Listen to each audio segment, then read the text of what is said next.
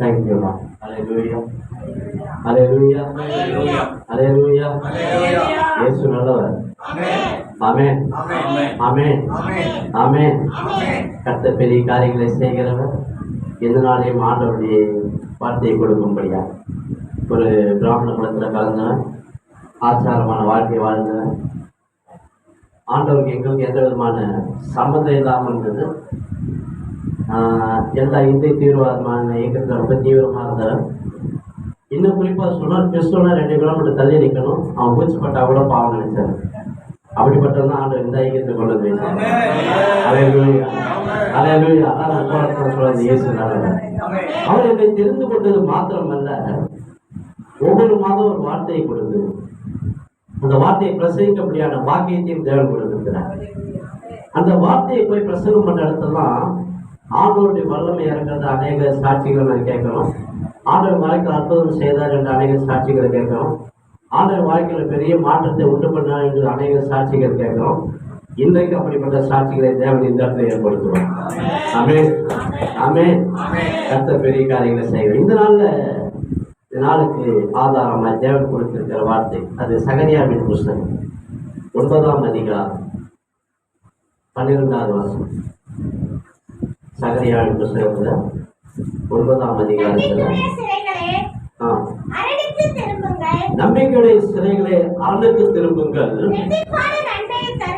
இரட்டிப்பான நன்மையை தருவேன், இன்றைக்கே தருவேன். ஆண்டவர் இன்றைக்கு நம்ம பார்த்து சொல்லியிருக்கிற ஒரு வார்த்தை, நம்பிக்கையுடைய சிறைகளே அரணுக்கு திரும்புங்கள். கொஞ்ச நாளைக்கு முன்னால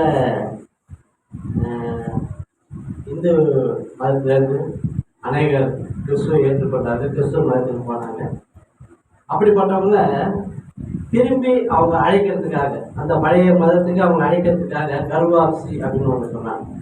அதாவது வீட்டுக்கு அழைக்கிறதும், வாபஸ் வீட்டுக்கு திரும்பி வர சொல்லி அழைக்கிறது அப்படின்னு சொல்லி பெரிய ஒரு இது நடத்தி அது பெரிய பெரிய இதெல்லாம் செஞ்சாங்க. சரி, இன்றைக்கு ஆண்டவர் நம்மை குறித்து அவர் பார உள்ளவர், கரிசனை உள்ளவர், நம்ம மேல அன்பு மிகுந்தவர், நம்ம எல்லா விதத்திலையும் நேசிக்கிறவர், அநேகருக்கு முன்பாக நம்மளை சாட்சியாக நிறுத்துகிறவர். அவர் இன்றைக்கு நம்மளுக்கு எதிர்பார்க்கிற காரியம் என்னன்னா, திரும்பி அவரிடத்துல வர சொல்றாரு. அவர் எப்படி வர சொல்றாரு? நம்பிக்கையுடையவர்களாய். ஆமென் சொல்லுங்க. எப்பேற்பட்டவர்கள் நம்மளை வர சொல்றாரு? நம்பிக்கையுடையவர்களா. நம்ம சபையில நம்ம பிரசங்கம் பண்ணும்போது எல்லாரும் ஆமென் அப்படின்னு சொல்லணும்னு விரும்புகிறோம். ஏதாவது ஒரு காரியத்தை, ஆண்டவருடைய ஆசீர்வாதமான காரியத்தை சொல்லும் போது ஆமாண்டவரே அப்படின்னு சொன்னீங்கன்னா அது உங்களுக்குரியதாக மாறும். அல்லேலூயான்னு சொன்னீங்கன்னா அது உங்க வாழ்க்கையில பெரிய காரியங்களை கொண்டு வரும். அந்த வல்லமையான வார்த்தை நம்முடைய வாழ்க்கையில பெரிய காரியங்களை செய்கிறது. ஏன்னா ஆண்டோடைய வார்த்தை சாதாரணமானது அல்ல. எபிரேயர் 4:12 எடுத்து வாசித்து பார்த்தீங்கன்னா அவருடைய வார்த்தை வல்லமையுடையது, ஜீவன் உள்ளது. ஒரு ஜீவனுக்கு ஏதுவான பாதையை நம்ம வழி நடத்தும். அந்த வல்லமையுள்ள வார்த்தை நம்முடைய வாழ்க்கையில பெரிய காரியங்களை கொண்டு வரும். இன்றைக்கு ஆண்டவரை பார்த்து சொல்லியிருக்கிற ஒரு வார்த்தை, நம்பிக்கையுடைய மக்களை நீங்க என்ன பண்ணுங்க, திரும்பி. ஏன்னா இவ்வளவு நாள் சில காரியங்களால, கடந்த ஒரு 3 வருஷத்துக்கு முன்னால பெரிய ஒரு கொரோனான்ற ஒரு ஆட்கள் அந்த வந்ததுனால அநேக காரியங்கள்ல அநேக இடறி போனதை பார்க்கிறோம். அநேக சபைகள் மூடப்பட்டதை நான் பார்க்கிறேன். அநேக ஊழியக்காரர்கள் மறித்து போனதை பார்க்கிறேன். ரொம்ப அருமையான ஊழியக்காரர் நிறைய பேர் அன்னைக்கு அந்த கொரோனா விஷயத்துல எல்லாமே மறித்து போனாங்க. அது மாத்திரம் இல்ல, அநேகர் அவங்களுடைய அந்த ஊழியத்தின் பாதையை விட்டு பிரிஞ்சு உலகத்துக்குரிய காரியத்துல போனதே நான் அநேக இடத்துல கேள்விப்பட்டேன், அநேகரை பார்த்தேன். அப்பேற்பட்ட காரியத்தை நம்ம வாழ்க்கையில சில பிரச்சனைகள், போராட்டங்கள் வந்த நேரத்துல நம்மளை டைவர்ட் பண்ண முடியாத சில காரியங்கள் இருந்திருந்தாலும் ஆண்டவர் சொன்ன அப்படிப்பட்ட டைவர்ட் பண்ண அந்த விஷயத்திலிருந்து உங்களை கூப்பிடுங்க. திரும்பி வாங்க. திரும்பி வந்து என்ன பண்ணணும்? இரட்டிப்பான நன்மை பெற்றுக்கணும். இன்னைக்கு வந்திருக்க நம்ம ஒவ்வொருவருக்கும் ஆண்டவர் கொடுக்க போற காரியம், ஊழியத்திலையும் சரி, உலகத்தரத்திலையும் சரி, நம்முடைய வாழ்க்கையில அவர் எல்லாவற்றையும் நம்மை மேன்மைப்படுத்த வந்தார். ஆமென். அல்லேலூயா. ஏன்னா நமக்கு நல்லா தெரியும், நம்ம வர விசுவாசிகள் நம்ம சொல்றோம், கர்த்தர் பெரிய காரியங்களை செய்கிறார். அநேக சாட்சிகளை நம்ம கேட்கிறோம், தேவன் பெரிய காரியங்களை செய்கிறார். இன்றைக்கு இந்த வார்த்தை குறித்து நான் தியானம் பண்ண போகுது. ஒரு காரியத்தை எனக்கு வெளிப்படுத்தினேன். எப்பேற்பட்ட நம்பிக்கை நமக்குள்ள இருக்கணும், எப்பேற்பட்ட நம்பிக்கை நமக்குள்ள இருந்தா என்னென்ன காரியங்களை நம்ம செய்ய முடியும். 3 விதமான மனுஷங்களை குறித்து வேதத்தில் இருக்கிற மனுஷங்களை குறித்து காமிச்சாரு. அந்த 3 மனுஷனுடைய வாழ்க்கையில தேவன் செய்த சில காரியங்களையும் காமிச்சாரு. அது மூலியமா நம்முடைய வாழ்க்கையில செய்ய போற அநேக அற்புத அதிசயங்களையும் ஆண்டவர் எனக்கு விவரித்து சொன்னார். இன்றைக்கு அப்பேற்பட்ட காரியங்களை நம்முடைய ஊழியத்தில் நாம் பெற்றுக்கொள்ள போறோம். ஆமென் சொல்லுவீங்களா? அல்லேலூயா, அல்லேலூயா. காலத்திலும் எந்த நேரத்திலும் நன்றியா உம்மை நான் துதிப்பேன். இயேசுவே உம்மை நான் துதிப்பேன், துதிப்பேன். எந்த வேளையிலும் துதிப்பேன். இயேசுவே உம்மை நான் துதிப்பேன், துதிப்பேன். எந்த வேளையிலும் துதிப்பேன். அல்லேலூயா. கர்த்தர் நம்மை கொண்டு என்ன செய்ய விரும்புகிறார், அதான் நம்ம இன்னைக்கு பார்க்க போறோம். அவர் எப்பேற்பட்ட நம்பிக்கை நம்ம இடத்துல எதிர்பார்க்கிறார், அதான் நம்ம பார்க்க போறோம். கர்த்தர் நம்மை கொண்டு, நல்ல கவனிங்க, நம்மை கொண்டு ஒரு நோக்கத்தை வச்சிருக்கார். சொல்றாங்க, அந்த புல் பூண்டு செடி கொடி மரம் இதெல்லாம் படைச்சது ஒரு நோக்கத்தோட படைச்சிருக்கிறேன்னு. அப்போ உங்களையும் என்னையும் there is a purpose. அவர் நோக்கத்தோடு படைத்திருக்கிறார். இன்னைக்கு இந்த பொண்ணுக்கான நோக்கம் உண்டு. அவர் சொன்னா, பாஸ்டர் சொன்னார், கூப்பிட்டோன்னே வந்துட்டார். அவர் கூப்பிட்டோன்னே என்னால நான் அதுக்காக நான் வரல. நானே நினைச்சா கூட இந்த இடத்துல வந்து என்னால் நிற்க முடியாது. ஆண்டவராக இயேசு இந்த நாள் இந்த வேலையை அவர் ஏற்கனவே தீர்மானம் பண்ணார். அல்லேலூயா. எதுக்கு தெரியுமா? ரெட்டிப்பான நன்மையை நாம் பெற்றுக்கொள்வோம். இன்றைக்கு இந்த நிமிஷமே நம்முடைய வாழ்க்கையில அற்புதங்களை செய்கிற தேவன் நம்மோடு கூட உறுதிப்படுத்தப்படியா அநேக ஜனங்களுக்குள்ள நம்மை கொண்டு போய் ஆச்சரியத்தை உண்டு பண்ணும்படியா அவர் இன்றைக்கு ஜீவனோடு கூட இருக்கணும், அநேகர் தெரிந்து கொள்ளும்படியான ஒரு சாக்கியத்தை தேவன் நம்மை கொண்டு அநேகருக்குள்ள அற்புதங்களை கொண்டு வர போறார். ஆமென் சொல்லுவீங்களா? அல்லேலூயா. கர்த்தர் பெரிய காரியங்களை செய்கிறோம். முதலாவது நம்ம முதல்ல ஆதியாகமத்துல இருந்து பார்ப்போம். ஆதியாகமத்துல ஆபிரகாம் என்ற ஒரு மனுஷனை குறித்து உங்களுக்கு தெரியும். அவனுடைய வாழ்க்கையில் ஆண்டவர் என்னெல்லாம் செஞ்சாரு உங்களுக்கு தெரியும். அவன் வாழ்க்கையில் ஆண்டவர் எப்படி மாட்டினார் அவனுக்கு தெரியும். விசுவாசத்துக்குரிய தகப்பனாய் தேவன் அவன் வைத்திருந்தார் தெரியும். முதலாவது தேவன் நம்மிடத்தில் எதிர்பார்க்கிற நம்பிக்கை என்ன தெரியுமா? அவர் மேல் வைத்திருக்கிற விசுவாசத்துல நாம் நம்பிக்கையா இருக்கணும். முதலாவது அவர் மேல வச்சிருக்கிற விசுவாசம். என்ன விசுவாசம்? ஆதியாகமம் 19ஆம் அதிகாரம் 9ஆம் வசனத்திலிருந்து 14ஆம் வசனம் வரைக்கும் வாசிக்கிறேன். ஆதியாகமம் 19ஆம் அதிகாரம் 9ஆம் வசனத்திலிருந்து 14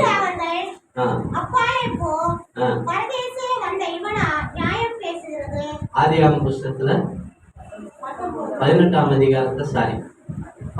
அதிகாரம் 9ஆம் வசனத்திலிருந்து 14 வரைக்கும்.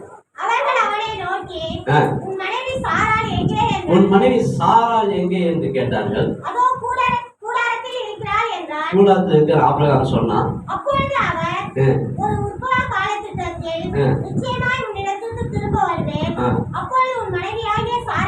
அப்பொழுது உன் மனைவியான சாராளுக்கு ஒரு குமாரன் இருப்பார் என்று சொன்னாங்க. நல்லா கவனிங்க. ஆண்டவர் அந்த இடத்துல தேவதூதர்களை அனுப்பி அந்த இடத்துல ஒரு காரியத்தை சொல்ல வைக்கிறார். என்ன? விசுவாசத்திற்கு நம்பிக்கையுடையவனாய் இருக்கிற ஆபிரகாமுக்கு ஆண்டவர் கொடுக்க போற பரிசு என்னன்னா, அவள் மனைவி சாராளுக்கு ஒரு குமாரனை கொடுப்பாராம். எப்போ திரும்பி நான் வரப்போறேன், திரும்பி வந்து பார்க்கும்போது உனக்கு ஒரு குமாரன் இருப்பான். அந்த இடத்துல தேவதூதர் சொல்றாசிங்க, சாராள் அவருக்கு பின்புறமாய் கூடார வாசல்ல இதை கேட்டுட்டு இருந்தா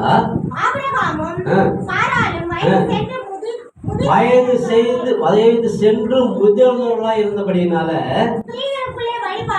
அந்த வழிபாடு சாராளுக்கு நின்று போயிடுச்சு. தன் உள்ளத்திலே நகைத்தாள். நல்லா கவனிங்க.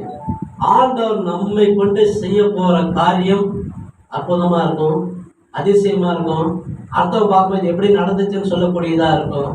அதே போலதான் சாராளுக்கு இந்த விஷயத்த சொன்ன பொழுது அவள் நகைத்தாளாம். ஏன்னா 2 பேரும் வயசாயிடுச்சு. அவளுக்கு அந்த ஸ்திரீகளுக்குள்ள இந்த வழிபாடு நின்று போயிடுச்சு.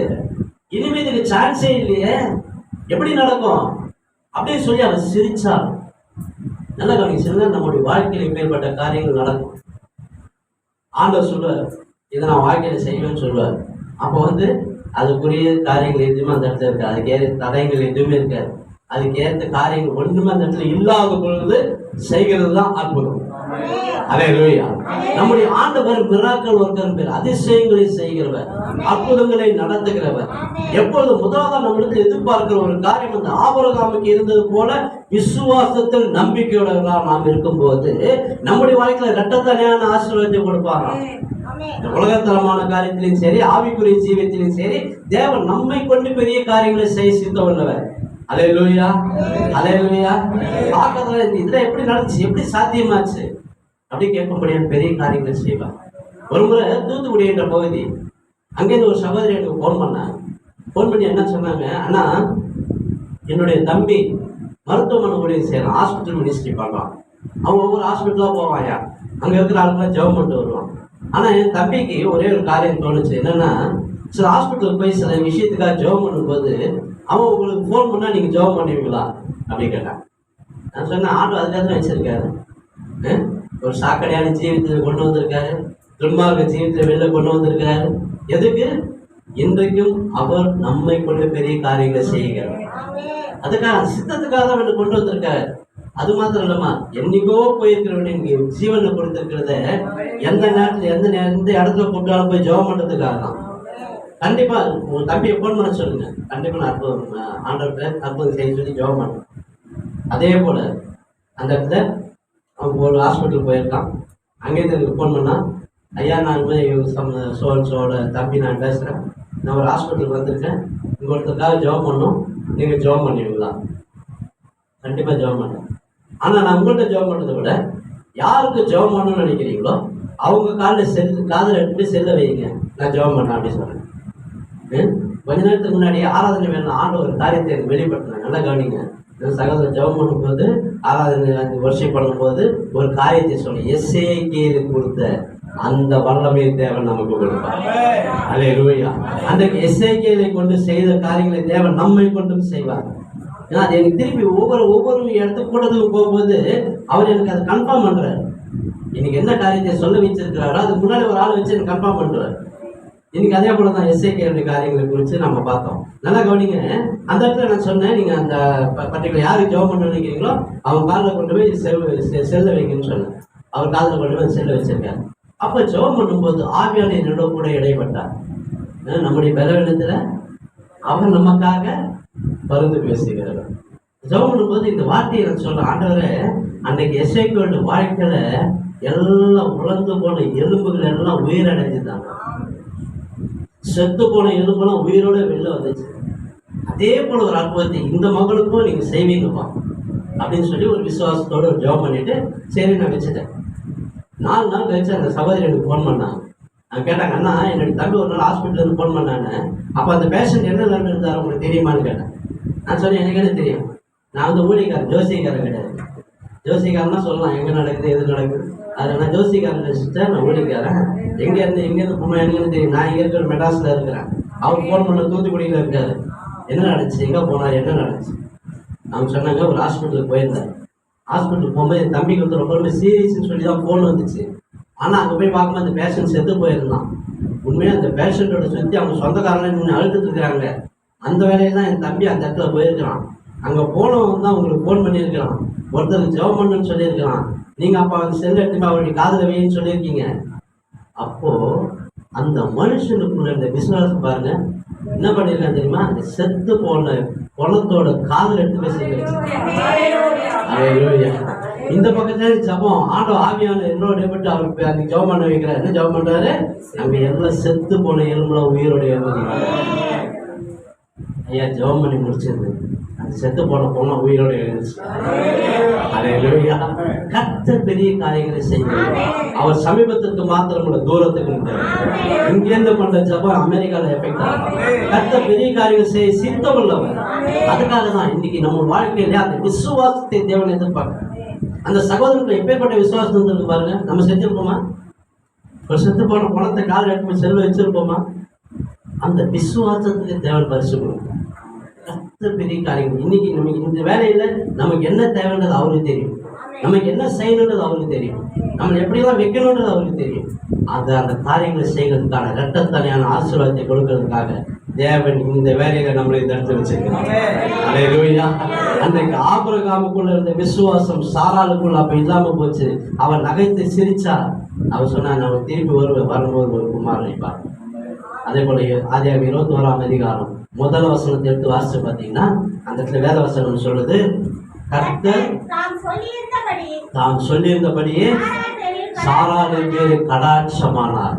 அடுத்த நிமிஷம் அன்னைக்கு சாராளுக்கு சொன்ன காரியத்தை செய்ய முடியாது, தேவன் கிருபை செய்தார். நல்லா கவனிங்க, இதுல இந்த விசுவாசத்தின் தகப்பன் சொல்றமே, அவனுடைய விசுவாசம் எந்த இடத்துல வெளிப்பட்டது தெரியுமா? அவனுக்கு புள்ள பிறந்துச்சு, அதுக்கு ஈசாக்குன்னு பேர் வச்சான். பேர் வச்சு எல்லாம் செலிப்ரேஷன்லாம் முடிஞ்சிச்சு. இப்ப சாரால் ஆகார் அவனுடைய அடிமை பெண்ணோட பையன் இந்த பையனை கிண்டல் பண்றான், பரிகாசம் பண்றான். சாரா போய் கம்ப்ளைண்ட் பண்ற ஆபிரகாம்கிட்ட, என் பிள்ளையை எனக்கு அவன் பரிகாசம் பண்றான், அந்த ஆகார் அவன் பிள்ளையும், நீ முதல்ல இதுக்கு ஒரு வழி சொல்லியா அப்படின்னு சொன்ன ஆபிரகாம் கலங்கி போயிடும். அவன் கலக்கம் அடைந்திருந்தான். வேதம் சொல்லிட்டாங்க கலக்கம் அடைந்தது. நல்லா கவனி, ஒரு நேரத்துல ஒரு பிரச்சனை, போராட்டம், நிந்தனை, நெருக்க வரும்போது நமக்குள்ள கலக்கம் காணப்படும் போது ஆண்டவராக இயேசு நம்மை பார்க்கிறவர், நம்மை தொடுகிறவர், நம்முடைய வாழ்க்கையில் அற்புதங்களை கொண்டு வருகிறவர். அவன் கலக்கத்தை பார்த்து உடனே போய் சொன்னாரு, ஆபிரகாமே நீ கவலைப்படாத, நீ கவலைப்படாத.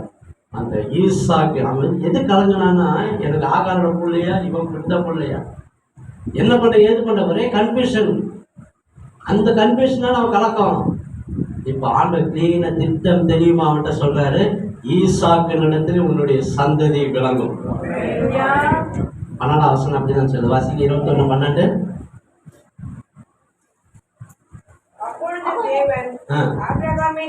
ஆபிரகாமை நோக்கி அந்த பிள்ளை அந்த அடிமை பெண்ணை குறித்து சொல்லப்பட்டது உனக்கு துக்கமா இருக்க வேணாம், ஈசாக்கினிடத்தில்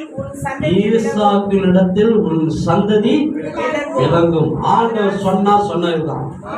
ஆமென் சொல்லுங்க. அவர் ஒரு காரியத்தை சொன்னா கண்டிப்பா நடக்கும். பட் டைம் டிலே ஆகலாம். இன்னைக்கு நடக்குது நாளைக்கு நடக்கலாம், இல்ல அடுத்த வாரத்துல இருக்கலாம், இல்ல அடுத்த மாசத்துல இருக்கலாம், இல்ல அடுத்த வருஷமே கூட இருக்கலாம். ஆனால் அவர் சொன்னதை செய்கிறார். அவர் சொன்னா ஈசாக்கு ஒரு சந்ததி விளங்கும் சொன்னாரு. நடந்து என்ன ஆச்சு தெரியுமா? 22ஆம் அதிகாரத்துல அந்த ஆபிரகாமுக்கு ஒரு டெஸ்ட் வைக்கிறார். வாடா பிள்ளையை கொண்டு வாடா, எடுத்து பலிபீடத்துல வை. அவனை என்ன பண்ண போறான்? பலி கொடுக்க போறான். ஆபிரகாம் கொஞ்சம் கூட அசந்து போகவில்லைங்க. நல்ல கவனிங்க.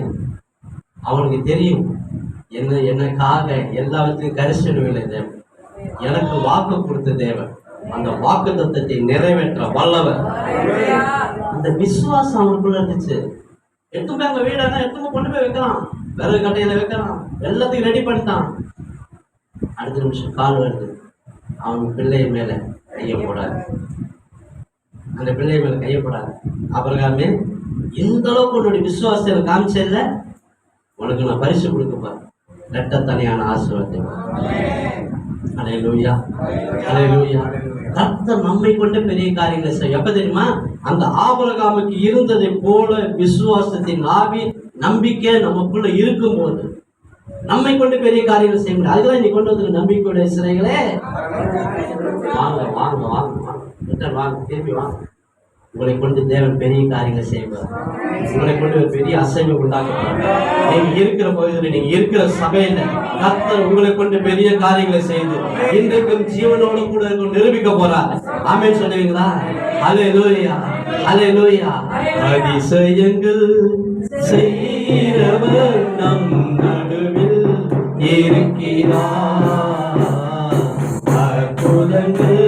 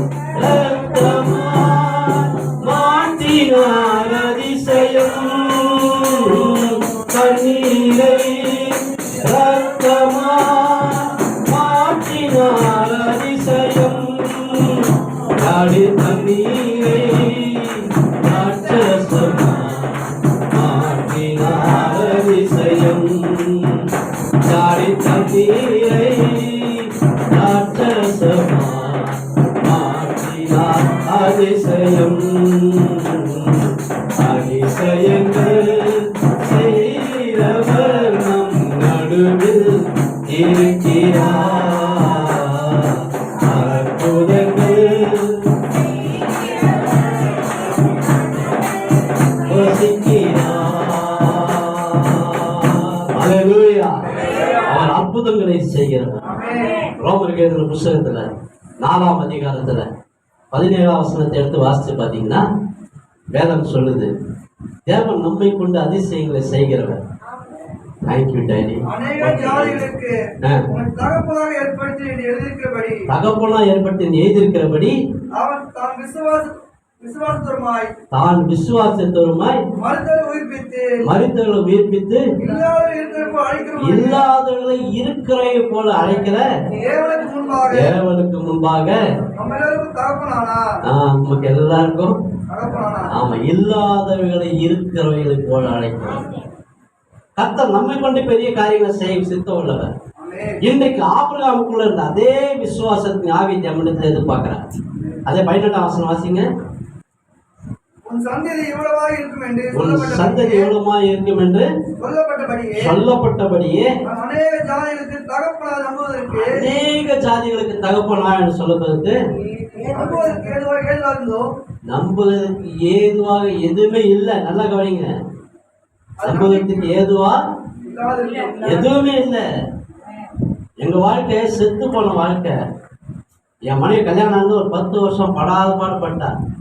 பட்ட அவஸ்தைக்கு ஒரு இதுவே இல்லை, எல்லையே கிடையாது. உண்மையிலேயே அந்த எங்களுடைய சாட்சியெல்லாம் பார்த்தோம்னா சொல்லுவாங்க, ஒரு ஸ்திரீயால் இவ்வளோ கஷ்டப்பட முடியுமா, இப்பேற்பட்ட கஷ்டத்தில் சகித்து கொள்ள முடியுமா அப்படின்னு சொல்லக்கூடிய அளவுக்கு எல்லா பெரிய பெரிய காரியம் செஞ்சாங்க. நான் சூதாட்டத்தில் வாழ்க்கையை தொலைச்சிருந்தேன். நான் லெதர் கெமிக்கல் பிஸ்னஸ் பண்ணேன். அதில் ஒரு நாளைக்கு 15,000 20,000 சம்பாதிச்சேன். ஆனால் நான் சம்பாதிச்ச பணம்லாம் கூட அந்த கிளப்புக்கு, அந்த சூதாட்ட கிளப்புக்கு தான் போச்சு. எல்லாம் போச்சு. நான் சம்பாதிச்ச பணம் போச்சு. நான் ஒரு நாளைக்கு 15,000 20,000 சம்பாதிப்பேன். Per day 15,000 to 20,000 rupees. இன்னைக்கு இல்லை, 80ஆம் வருஷத்தில். அப்போ இதுக்கு என்ன வேல்யூ நீங்கள் யோசிச்சு பார்த்துங்க. ஒரு நாளைக்கு 15,000 20,000 சம்பாதிச்ச அந்த பணத்தெல்லாம் கொண்டு போய் கூட சூதாட்ட விடுதலை தான் எல்லாத்தையும் தொலைச்சேன். எல்லா நிலைமையும் போச்சு. என் வீட்டில் இருந்து எல்லா பொருளும் வெளில போயிடுச்சு. இந்த மாதிரி ஒரு பிளாஸ்டிக் செயின் இது ஒன்று தான் என்னுடைய சொத்தாக இருந்தது. நாங்கள் ஆண்டவர்கள் வரும்போது 110 ரூபா அந்த சேரோட விலை. இதுதான் என்னுடைய சொத்தாக இருந்துச்சு. இன்னைக்கு என் வீட்டில் இல்லைன்ற பொருளே இல்லை. எல்லா காரியத்தையும் கொடுத்துருக்கோம். அது மாத்திரம் இல்லை, எல்லா வீட்டில் இருந்த எல்லா காரியங்களும் போச்சு. அதுவும் இல்லாமல் கடன் வாங்கினேன். கடனை நீங்கள் நினைக்கிற சாதாரண வட்டி இல்லை. மாதத்துக்கு 10 ரூபா வட்டி சாதாரணமாக கொடுக்குறாங்க, வாங்குறாங்க. நான் வாங்கின வட்டி 1 மணி நேரத்துக்கு 10 ரூபா வட்டி. ஒருத்தங்கிட்ட 60,000 வாங்கியிருந்தேன். 1 மணி நேரத்தில் 66,000 ஆயிடுச்சு. இப்படியே பொட்டி போட்டு எங்கேயோ போச்சு. சமாதானம் போச்சு, சந்தோஷம் போச்சு, எல்லா வாழ்க்கையை வெறுத்து போச்சு. நான் இங்கே கடன்காரங்களாம் பயந்து இங்கேருந்து ஆந்திராவுக்கு ஓடி போயிட்டேன். அங்கே தான் ஆண்டு சந்திச்சு கூப்பிட்டு வந்தார். ஆனால் இங்கேருந்து ஆந்திராவுக்கு ஓடினோடனே என் மனைவி இங்கே ஜபத்தில் இருக்கிறான். என்ன ஜபம்? ஆண்டவரே புருஷன் நீ கொண்டு வர போறீங்க, அவர் கொண்டு வந்து நாங்கள் உங்கள் நாமத்தை மகிமைப்படுத்த போகிறோம். நாங்கள் எல்லா ஊருக்கு ஃபுல்லாக சொல்ல போகிறோம், இயேசுதாயான் தெய்வம்னு சொல்ல போகிறோம் அப்படின்ற ஒரு விசுவாசத்துக்குரிய எல்லா வார்த்தையும் சொல்லி அவர் ஜெபம் பண்ணாங்க. கூட இருந்தவங்களாம் எல்லாம் சொன்னாங்க, உன் புருஷன் வாங்கின கடனுக்கு எங்கே எவன் வெட்டி போட்டான்னு தெரியாது. அவருக்கு ஃபோன் பண்ணுறியா, ஃபோன் பேசுகிறாரா? இல்லை, நாட் ரீச்சபிள், ஃபோன் கிடையாது. சரி, எப்படிதான் யாராவது சொன்னாங்களா, எங்கே இருக்கான்னு சொன்னாங்களா? இல்லை. என்ன சொன்னாங்க? எங்கே வெட்டி போட்டுப்பா, எங்கே செத்து போயிருப்பான்னு தெரியாதுன்னு சொன்னாங்க. எந்த விதமான அறிகுறியும் இல்லை. அந்த வேலையில தான் ஆண்டவராக இயேசு முழுசா பற்றி கொண்டார். இன்னைக்கு அந்த ஜபம் தான் இன்னைக்கு என்ன இந்த நிக்க வச்சார். ஆண்டவர் ஜபத்தை கேட்டார். இந்த வேதவசனம் அதான் சொல்லுது, அவன் நம்புகிறதுக்கு எதுவுமே இல்லை, ஆனாலும் அவன் நம்பணும். அவன் விசுவாசித்தான். அதுக்கு தான் விசுவாசத்தின் தகப்பன் என்று அவன் பட்டத்தை கொடுத்து தேவன் உயர்த்தினார். அல்லேலூயா, அல்லேலூயா. கட்ட பெரிய காரியங்கள் செஞ்சு நம்மிடத்தில் எதிர்பார்க்கிற ஒரு காரியம் நம்பிக்கை என்ன தெரியுமா? உங்க ஆண்டவர்களுக்கு விசுவாசத்துல நீங்க நம்பிக்கையா இருக்கும்போது அவர் கட்டத்தனியான ஆசீர்வாதத்தை கொடுப்பாங்க. அதே எபிரேயர் புத்தகத்துல 11ஆம் அதிகாரம் 11ஆம் வசனத்தை எடுத்து வாசிச்சு பாத்தீங்கன்னா வேதம் சொல்லுது, வாசிங்க. எபிரேயர் 11:11. விசுவாசத்தினாலே சாராலும் வாக்குத்தத்தம் பண்ணினவர் உண்மை உள்ளவர். நல்லா கவனிங்க, ஒரு படி மேல போய் வாக்குத்தத்தம் பண்ணினவர் உண்மை உள்ளவர் என்று எண்ணினதுனால அவ அந்த வயசுல கர்ப்பம் தரித்து பிள்ளையை பெற்றுக்கொள்ள பலன் அடைந்தவனா இருந்தான். பிள்ளை பெற்று எந்த வயசுல? அப்ப ஆபிரகாமுக்கு 100 வயசு, சாராவுக்கு எத்தனை வயசு இருக்கும்? இந்த வயசுல ஒரு நல்ல இருக்கிற உங்களுக்கு தெரியும், ஸ்ரீகளுக்கு தெரியும், ஒரு பிள்ளை பார்க்கறதுன்னு சாதாரண விஷயம் இல்லை. ஏன்னா செகண்ட் ஜென்ரேஷன் சொல்றாங்க, திருப்பி புது புது மறுவாழ்வுன்னு சொல்றாங்க, புது ஜீவியன்னு சொல்றாங்க, செகண்ட் லைஃப்னு சொல்றாங்க. அப்பேற்பட்ட இதுல எப்ப பெற்றாலாம்? அந்த முதிர் வயதுல. அது கேட்கிற பலனை ஆண்டவர் கொடுத்தாலும். எதனால தெரியுமா? ஆண்டவர் இருந்தது விசுவாசத்தின் நம்பிக்கை, அவர் உண்மை உள்ளவர் என்று நம்பினபடினால அன்றைக்கு சாரோட வாழ்க்கையில் தேவன் பெரிய காரியங்களை செய்யும். ஹல்லேலூயா. இன்னைக்கு நம்முடைய வாழ்க்கையில செய்ய போதுமான முதலாவது நம்மளுக்கு எதிர்பார்க்கிற ஒரு நம்பிக்கை என்ன தெரியுமா? அவர் மேல இருக்கிற விசுவாசத்தின் மேல நாம் நம்பிக்கையுடையவர்களா இருக்கணுமா? ஹல்லேலூயா, ஹல்லேலூயா, ஹல்லேலூயா, ஹல்லேலூயா. நாம் நம்முடைய விசுவாசிகள் எதிர்பார்க்கிற விசுவாசம் மாத்திரம் இல்ல, விசுவாசிகள் மூலமா நடக்கிற அடையாளங்கள் ஆகணும்னு போட்டிருக்கு. ஏன் எது ஒண்ணு தீண்டாதான், சாவு குடிச்சா கூட சேதப்படுத்தாதான். விசுவாசிகளுக்குரிய அடையாளம். அப்போ அவங்கள மேய்ப்பர்களா வைத்திருக்கிற நமக்குரிய அடையாளங்கள் என்ன? இன்னும் கர்த்தர் நம்மை கொண்டு பெரிய காரியங்கள் செய்ய அவர் இன்னைக்கு உங்களை கொண்டு வந்த ஒரு பர்பஸோட கொண்டு வந்தார். என்ன பர்பஸ் தெரியுமா? இரட்டத்தனையான ஆசை. ஹல்லேலூயா. இந்த நிமிஷத்துல இருந்து பாருங்க, நீங்க வேணும்னு சொன்னாலும் சரி, வேண்டாம்னு சொன்னாலும் சரி, உங்களோட ஒருத்தர் கூட வருவார், உங்களோட ஒருத்தர் நடத்துவார். அவர் உங்களோட வரது அநேக பார்த்து ஆச்சரியப்படுவாங்க. தேவன் ஒரு பெரிய சாட்சியை உண்டாக்குவார். நீங்க போற இடத்துல இயேசு வந்து நிற்பார், நீங்க பேசுற இடத்துல அவர் பேசுவார், நீங்க நடக்கிற இடத்துல அவர் நடப்பார். நம்மை கொண்டு பெரிய காரியங்களை செய்தவர். ஹல்லேலூயா, ஹல்லேலூயா, ஹல்லேலூயா, ஹல்லேலூயா. அதுக்குதான் நம்ம இந்த இடத்துல கொண்டு வந்திருக்கிறார். இன்னைக்கு நம்ம வாழ்க்கையில பெரிய காரியங்களை செய்ய சித்த உள்ளவர். இன்றைக்கு எதிர்பார்க்கிற அந்த விசுவாசத்தின் நம்பிக்கை நமக்குள்ள அதிகமா இருக்கும் போது நம்மை கொண்டு அதிகமான காரியங்களை செய்ய முடியும். இரண்டாவது எடுத்து வாசிப்போம். யாத்ராகமத்தின் புஸ்தகம் 15ஆம் அதிகாரம் 20வது வசனத்திலிருந்து 25வது வசனம் வரைக்கும். யாத்ராகம் 15, 20லிருந்து 25. ஆரோனின் சகோதரியாகிய மிரியாம் என்னும் தீர்க்கதரிசியானவளும் தன் கையிலே தம்புருவை எடுத்துக்கொண்டாள். சகல ஸ்திரீகளும் தம்புருகளோடும் நடனத்தோடும் அவளுக்கு பின்னே பின்னாலே புறப்பட்டு போனார்கள். மிரியாம் அவர்களுக்கு பிரதிவஸ்தரமாக கர்த்தரை பாடுங்கள், அவர் மகிமையாய் வெற்றி சிறந்தார், அவரை பாடுங்கள், வீரனையும் கடலிலே தள்ளினார் என்று பாடினாள். பின்பு மோசே இஸ்ரவேல் ஜனங்களை சிவந்த சமுத்திரத்திலிருந்து பிரயாணப்படுத்தினார். அவர்கள் சூர் வனாந்தரத்துக்கு புறப்பட்டு போய் 3 நாள் வனாந்தரத்தில் தண்ணீர் கிடையாமல் நடந்தது. 3 நாள் வனாந்தரத்துல குடிக்க தண்ணி இல்லாம நடந்து போனாங்க. அவர்கள் மாறாவிலே வந்த பொழுது தண்ணி கசப்பா இருந்ததுனால அதை குடிக்க அவர்களால் கூடாம இருந்தது.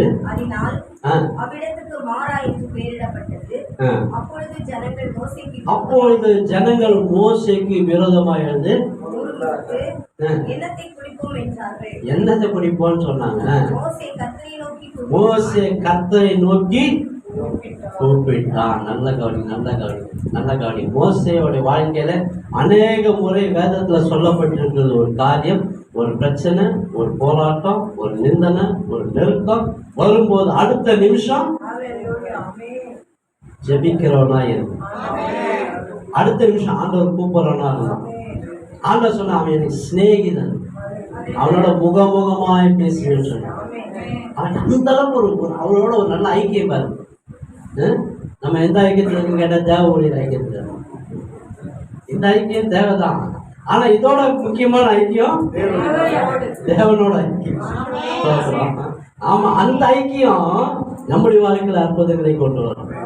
அந்த ஐக்கியம் நம்மளை நெக்ஸ்ட் ஸ்டேஜ் கொண்டு போகும். அந்த ஐக்கியம் உலகத்தில் இருக்கிறவனை காட்டில் நமக்குள்ள இருக்கிற பெரிய என்பதை நிரூபிக்கும். ஹல்லேலூயா, ஹல்லேலூயா. நம்ம இங்க இருக்கிற யாரும் சாதாரணமானவர்கள, எல்லாமே அசாதாரணமானவர்கள். நம்ம எல்லாம் சாதாரணமானவர்கள். ஏன்னா தேவன் சாதாரணமானவர்கள், அசாதாரணமானவர்கள். அப்ப நம்மளும் கர்த்தர் நம்மை கொண்டு பெரிய காரியங்கள் செய்யும். ஆண்டவர் அன்னைக்கு அவருடைய காலத்துல செஞ்ச அதே அற்புத அதிசயத்தை செய்ய முடியாத நம்மளை வச்சிருக்கிறாரு. அவர் என்னெல்லாம் செஞ்சாரோ அதான் நம்மளும் செய்யும். ஆமேன்னு சொல்றீங்க. ஒரு பாஸ்டரோட ஒய்ஃப் சொன்னாங்க, என்னென்னமோ சொல்றீங்க. ஏமா நான் சொல்லமா, ஆண்டவர் இயேசு சொல்லியிருக்காரு. 20 சொல்லியிருக்காரு. அவர் என்ன சொன்னா, உனக்கு கடுகு விதை அளவு விசுவாசம் உனக்குள்ள இருந்தா போதும், நீ மலையை பார்த்து போர் சொன்னாலும் அது பெயர்ந்து அப்புறமா போகும். அடுத்த லைன் தான் முக்கியமான லைன். உங்களால செய்யக்கூடாத காரியம் ஒன்றுமே இராது. அல்லேலூயா. லூக்கா 1:37 சொல்லி, தேவனால கூடாத காரியம் ஒண்ணுமே இல்லை. இங்கிலீஷ் பைபிள் எடுத்து வாசிச்சு பார்த்தா, with God everything is possible இருக்கு. அப்ப ஆண்டவரோட நாம இருக்கும்போது நம்மளால எல்லாத்தையும் செய்ய முடியும். ஏன்னா இயேசு சொல்லியிருக்காரு, உங்களால செய்யக்கூடாத காரியம் ஒன்றுமே இராது. எல்லாத்தையும் செய்ய முடியும். எல்லாத்தையும் செய்ய முடியும். என் வாழ்க்கையில செய்யறாரு, அலங்கோலமான வாழ்க்கையில இருந்து, சாக்கடையான வாழ்க்கையில, ஆண்டவருக்கு எதிரான வாழ்க்கையில இருந்து எனக்கு செய்யறாரு. இயேசு இந்த பக்கம், ஐயர் இந்த பக்கம், எனக்கு அவருக்கு சம்பந்தமே இல்லையே. இன்னைக்கு சம்பந்தத்தை கொடுத்தது மாத்திரம் இல்லை, இப்பேற்பட்ட சொந்தங்களையும் கொடுத்து தேவன் இன்றைக்கு அவர் உயிரோடு கூட இருக்கிற போராட்டத்தான் அவர் நிரூபிச்சுட்டு வராரு. எனக்கே செய்யறாரு, அவங்களும் செய்ய மாட்டாரா? என் கூட இருக்க பாஸ்டர் சர்க்கிளா எனக்கு ஒரு பேர் வச்சிருக்காங்க, நேத்தி பெஞ்ச மழையில. நேத்திக்கு என்னென்னமோ அயோக்கியத்தனமானு, இன்னைக்கு ஏசுன்னு போறான். போராட்டத்துல அற்புதம் நடக்காது, அதெல்லாம் முடியாது. எப்படி இருந்தாலும் நேத்தி பெஞ்ச மழையில இன்னைக்கு முளைச்ச காலம். நேத்தி பெஞ்ச மழையில நான் மட்டும் சொல்ற காரியம் வந்து, நேத்தி பெஞ்ச மழையில இன்னைக்கு முளைச்ச காலானை கொண்டு தேவனார் இவ்வளவு பெரிய காரியங்களை செய்ய முடியுமானால் உங்களை கொண்டு செய்யறது லேசான காரியம். நம்ம என்ன பார்க்கணும்னு கேட்பாங்க, நீங்க ஆதி கிறிஸ்துவனா பாதி கிறிஸ்துவனான்னு கேட்பாங்க. பாதி கிறிஸ்துவ, நீ இப்பதான் வந்தீங்களா ஆண்டவருக்குள்ள? நீங்க பிறந்ததுலேருந்தே கிறிஸ்துவ. இப்ப கிறிஸ்துவோட இருக்கும். அல்லேலூயா. இப்ப கிறிஸ்து என்னோட இருக்கிற, அவர் நடத்துறாரு, போராட்டத்துல அவர் வராரு, அவர் பேசுறாரு, அவர் அற்புதம் செய்யறாரு. அவரால் கூடாத காரியம் ஒண்ணு. அல்லேலூயா. அல்லேலூயா. நம்பிக்கை பாருங்க, ஆண்டவர்ல வைக்கிற நம்பிக்கை அது செபிக்கிறதுல காமிக்கும். அந்த மோசையோட பழக்கம் அதான், பிராக்டிஸ் அதான் இருந்துச்சு. எப்போ எங்க போனாலும் செபிக்கிறவனா இருந்தான். எந்த ஒரு காரியம் அடுத்த நிமிஷம் அவனுக்கு பிரேயருக்கு சொன்னாச்சு, அடுத்த செகண்ட் ஆண்டவரை நீங்க பாருங்க, ஆண்டவரை இதை உங்கள்கிட்ட கொடுத்துடுறேன், ஆண்டவரை இதை நீங்க நடத்துங்க. அவன் செபிக்கிறவனா இருந்தான். நல்லா கவனிங்க, இந்த இன்சிடென்ட் எப்ப நடக்குதுன்னா, அதுக்கு முன்னாடி தான் பெரிய அற்புதம் நடந்துட்டு வராங்க. 14ஆம் அதிகாரத்துல எடுத்து வாட்சி பத்தி என்ன பெரிய பெரிய அற்புதம், கடலை 2ஆ பிரிக்கிறாரு, எல்லா ஜனங்களும் அந்த பக்கம் கூட்டு போறாரு. வெட்டாந்தரையில் நடந்தது போல நடந்தாங்களாம். அவ்வளவு பெரிய அற்புதத்தை பார்த்து ஜனங்க இப்போ வந்து திரும்பி போட போறாங்க மோசே கிட்ட. என்ன சொல்றாங்க, எங்க என்ன ஒண்ணுமே இல்லை, இங்க கொண்டு வந்து நிக்க வச்சிருக்கிற, தண்ணி கூட இல்லையா, தண்ணி எங்களால குடிக்க முடியல, பேர்பட்ட நிலைமையில இருக்கிறோம். மோசே கிட்ட சொல்லும் போது மோசே இயேசுவை நோக்கி கூப்பிட்டான், ஆண்டவன் நோக்கி கூப்பிட்டான். ஆண்டவர்கிட்ட சொன்னான், இன்னைக்கு 2ஆவதா நம்மளுக்கு தேவன் எதிர்பார்க்கிற நம்பிக்கை, உங்களுடைய நம்பிக்கை உங்களுடைய ஜெபத்துல இருக்கணும். ஜெபத்துல எதெல்லாம் கேட்பீங்களோ பெற்றுக்கொள்ளுங்க. அந்த நம்பிக்கை ஆண்டவர் மட்டும் எதிர்பார்க்கல. ஜெபத்துல எதை கேட்டாலும் சரி, அது நம்ம வாழ்க்கையில கண்டிப்பா செய்வார். ஜெபிச்ச அடுத்த நிமிஷத்துல தேவன் நம்ம வாழ்க்கையில ஒரு பெரிய அசைவு உண்டாக்குவார். ஜெபிக்கும் போது இடமே மாறும், ஜெபிக்கும் போது எல்லா தடைகள் விலகும், ஜெபிக்கும் போது இந்த சூழ்நிலையை மாற்றுவார். அந்த ஒரு நம்பிக்கையை தேவன் நம்மளுக்கு எதிர்பார்க்க. அங்க மோசே ஜெபம் பண்ணா, நடந்தது வாசிங்க. மோசே கர்த்தரை நோக்கி கூப்பிட்டான், மோசேக்கு ஒரு மரத்தை காண்பித்தார். நல்லா கவனிங்க, இவங்க நடந்து போறது வனாந்தரத்துல, பாலைவனத்துல ஒரு மரத்தை காட்டுறாங்க. ஒரு செடியை ஒரு கிளைய காமிக்கிற ஒரு மரம். நல்லா கவனிங்க, ஒரு செடி வளர்றதுக்கு முதல்ல நடணும், தண்ணி ஊற்றணும், அது கொஞ்சம் கொஞ்சமாக வளரும், அது செடி கொஞ்சம் பெருசாகும், அப்புறமா மரமாகும். இதுக்கெல்லாம் பிறந்து எத்தனை வருஷம் ஆகும்? சாதாரணமான ஒரு காரியத்தை வச்சு மரம் வளர்றதுக்கு எவ்வளோ நாள் ஆகும்? எத்தனை வருஷங்கள் ஆகும்? ஆனா அந்த பாலைவனத்துல ஒரு மரத்தை நிக்க வச்சிருந்தாங்க. ஒரு நாள் என் ஜனங்க இந்த பக்கமா நடந்து போவாங்க, அவங்க தண்ணி குடிக்க வருவாங்க. இந்த மாறான தண்ணி கசந்து போயிருக்கும், அவங்களால பிடிக்க முடியாம போகும். அப்ப இந்த மரத்தை நான் காமிக்கணும், அந்த மரத்தை வெட்டி அதுல போடணும். அப்ப அந்த கசப்பான நீர்லாம் மதுரமா மாறணும். எப்பேற்பட்ட பிளான் பாருங்க. சாதாரணமான நம்மோட கூட இருக்க நல்ல அருமையான தேவன் நம்மோடு கூட. அவங்களுக்கு சில வருஷங்களுக்கு பின்னால நடக்க போற காரியத்துக்கு முன்னாடி அவங்களுக்கு அதை ஆயத்தம் பண்ணி வைக்கிறாரு. அப்ப உங்களுக்கு என்ன நினைச்சிட்டு இதை எப்படி நடக்குமா, இது இப்படிதான் நடந்துச்சா, இது இப்படிதான் போயிடுச்சா, இப்படிதான் வந்துச்சா? நமக்காக எல்லாவற்றையும் ஏற்கனவே முன்பிரிந்து இருக்கிறவர். நமக்கு என்ன தேவை, எது தேவை, எப்ப தேவைன்னு அவருக்கு தெரியும். இந்த பழைய வாழ்க்கைக்கு அது கண்ணு கிடையாதா, காது கேட்காதா, நான் கேட்கறது தெரியாதா, என் இருக்கிற நிலைமை புரியாதா? அவர் நிலைமையும் புரியும், இருக்கிற சூழ்நிலையும் தெரியும். ஆனால் எதை அப்ப நம்ம அவர்கிட்ட கையில கொடுத்தா அதுக்கு வேல்யூ இருக்குன்றது அவருக்கு தெரியும். அல்லேலூயா, அல்லேலூயா. பெரிய காரியங்களை செய்கிறார். அவன் நம்மளுக்கு எதிர்பார்க்கிறான். ஜெபிக்கிற நம்பிக்கை தேவை நம்மளுக்கு எதிர்பார்க்கிறான். இப்போ மோசே ஜெபம் பண்றான், ஆண்டவரே என் ஜனங்கள் ஏற்பட்ட பிரச்சனை இருக்காங்கப்பா, ஒரு அற்புதத்தை செய்யுங்கப்பா. அடுத்த நிமிஷம் அந்த பாலைவனத்துல ஒரு மரத்தை காய்ச்சி அதை வெட்டி அதில் போடுறான்னு சொல்றான். நல்லா கவனிங்க, தேவன் நமக்கு செய்யறதுலாம் அற்புத அதிசயம். சாதாரணமானதா இருக்காது, சாதாரணமானதா இருக்கும். எப்படி இதெல்லாம் சாத்தியமாச்சுன்னு சொல்லக்கூடியதா இருக்கும். ஒரு தடவை பூந்தமல்லி என்ற ஒரு பகுதி, அங்கே சவிதான் டென்டல் காலேஜ் ஒன்று, அங்கேருந்து ஒருத்தர் எனக்கு ஃபோன் பண்ணார், சகோதரன். ஐயா இங்கே ஒருத்தர் ரொம்ப பிரச்சனையில் இருக்கார், அவரால் முடியல, வாங்க ஜெபம் பண்ணோம். நான் உடனே அந்த சமூகத்தை முட்டி போட்டேன். அப்பா வெறும் மனுஷன் எதுவுமே நடக்கிறதுல மகாதேவன் ஏசு நீங்கள் என் கூட வரணும். நீங்கள் வந்து அந்த இடத்துல அதிசயம் நடக்குமே, நீங்கள் வந்து அந்த இடத்துல அற்புதம் நடக்குமே, நீங்கள் என் கூட வாங்க ஆண்டவரேன்னு சொல்லி ஆண்டவரை அந்த இடத்துல கூப்பிட்டு போனோம். ஆண்டவர் கூப்பிட்டு போயாச்சு. அந்த இடத்துல போய் நிற்கும்போது அங்கே இருக்கிற பேஷண்ட் நிலம் ரொம்ப ரொம்ப கவலைக்கிடமா இருந்துச்சு. அவர் பெட்ரோல் படுத்திருந்தாரு. அவருக்கு எல்லாத்துக்கும் டியூப்பு போகுது. அவர் சாப்பிட்றதுக்கு டியூப்பு தான், அவருக்கு எல்லாம் ஆகாரம் எல்லாம் அவருக்கு கொடுக்குற எல்லா பிளட்டு எல்லாமே டியூப்ல தான் போகுது. யூரின் முதல் கொண்டு எல்லாமே டியூப்ல தான் படுத்துருந்தேன். கிட்டக்கு போனேன். அவர் மனைவி கூப்பிட்டேன், இவர் பேர் என்ன, இவர் என்ன பண்ணாங்க? அவங்க சொன்னாங்க, இவர் பேர் ஜார்ஜ். பேர் பார்த்தா தெரியுது, நம்ம தான். எங்கே போனாலும் நம்ம ஆளுங்க தான். வந்து 50 பக்கம் போயிட்டு இருக்கிறேன். செலுத்துல ஒரு ஓரமாக பேனர் இருந்தது. அந்த பேனரில் கூழ் ஊற்றும் திருவிழா அப்படி எழுதிருந்தது. யார் ஊற்றுவாங்க யார் ஊற்றுவாங்கன்னு தெரியும். அதே பேனர் அப்படியே படிச்சுட்டு வந்தேன். கீழே தலைமை போட்டு ஜோசப் சுவாமின்னு போட்டுருது. இதுக்கு நம்மால் தான் தலைமை. சரி பரவாயில்ல, சரி ஜாதி நம்மால் தான். சரி இவருக்கு என்ன ஆச்சுமா, என்ன பிரச்சனை? ஐயா அவர் போலீஸ்கார், இவருக்கு இல்லாத கெட்ட பழக்கமே கிடையாது. ஆனால் அந்த குறிப்பாக அந்த பான் பராக்குன்னு சொல்கிறாங்க, அந்த போதை வஸ்து நிறையா சாப்பிட்டதுனால இவருக்கு வாயில் புற்றுநோய் விழுந்துச்சு, மவுத் கேன்சர். 2 கண்ணத்துலையும் குழி விழுந்துச்சு. இன்னைக்கு ஆப்ரேஷனுக்காக கொண்டு வந்திருக்கோம். ஒரு சைடில் ஆப்ரேஷன் பண்ணியிருக்காங்க. அந்த ஆப்ரேஷன் பண்ணதுக்கே அவர் உயிர் போய் உயிர் வந்தது. அதனால் நீங்கள் அப்போ இவருக்கு ஜெபம் பண்ணும்போது இன்னும் சைடு ஆப்ரேஷன் பண்ணுறது சொல்லக்கூடாது. வெறும் நல்லா சீக்கிரத்தில் சுகமாகணும்னு சொல்லி ஜெபம் பண்ணிங்க போதும். அவங்க சொன்னாங்க, இங்கே பிச்சாங்க, இங்கே வச்சாங்க, இங்கே தச்சாங்கன்றாங்க. இந்த ஆப்ரேஷன் சர்வ சாதாரணமாக இங்கே இருக்கிற சதையை பிச்சு இந்த இடத்துல வச்சு ஸ்டிச் பண்ணியிருக்காங்க.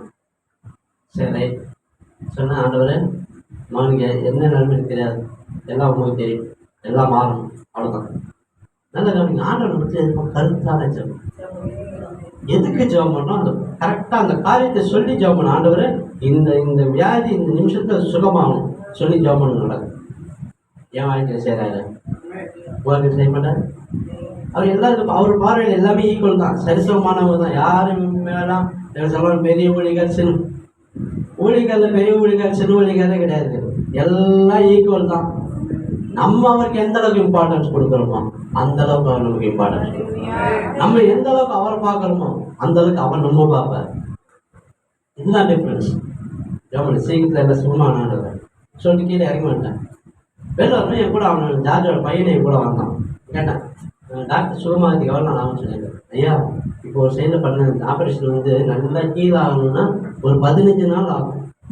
அதுக்கப்புறம் இன்னொரு கண்ணே அவருக்கு இன்னொரு கண்ணத்தில் ஆப்ரேஷன் பண்ண வேண்டியிருக்கு. கிட்டத்தட்ட 1 மாதம் 1.5 மாதம் ஆகியா அப்படி சொன்னாங்க. நான் சொன்னேன், இல்லையே நீங்கள் நாளைக்கு எங்கள் வீட்டில் இருப்பீங்களேன்னு சொன்னேன். சொன்னது நான் இல்லை,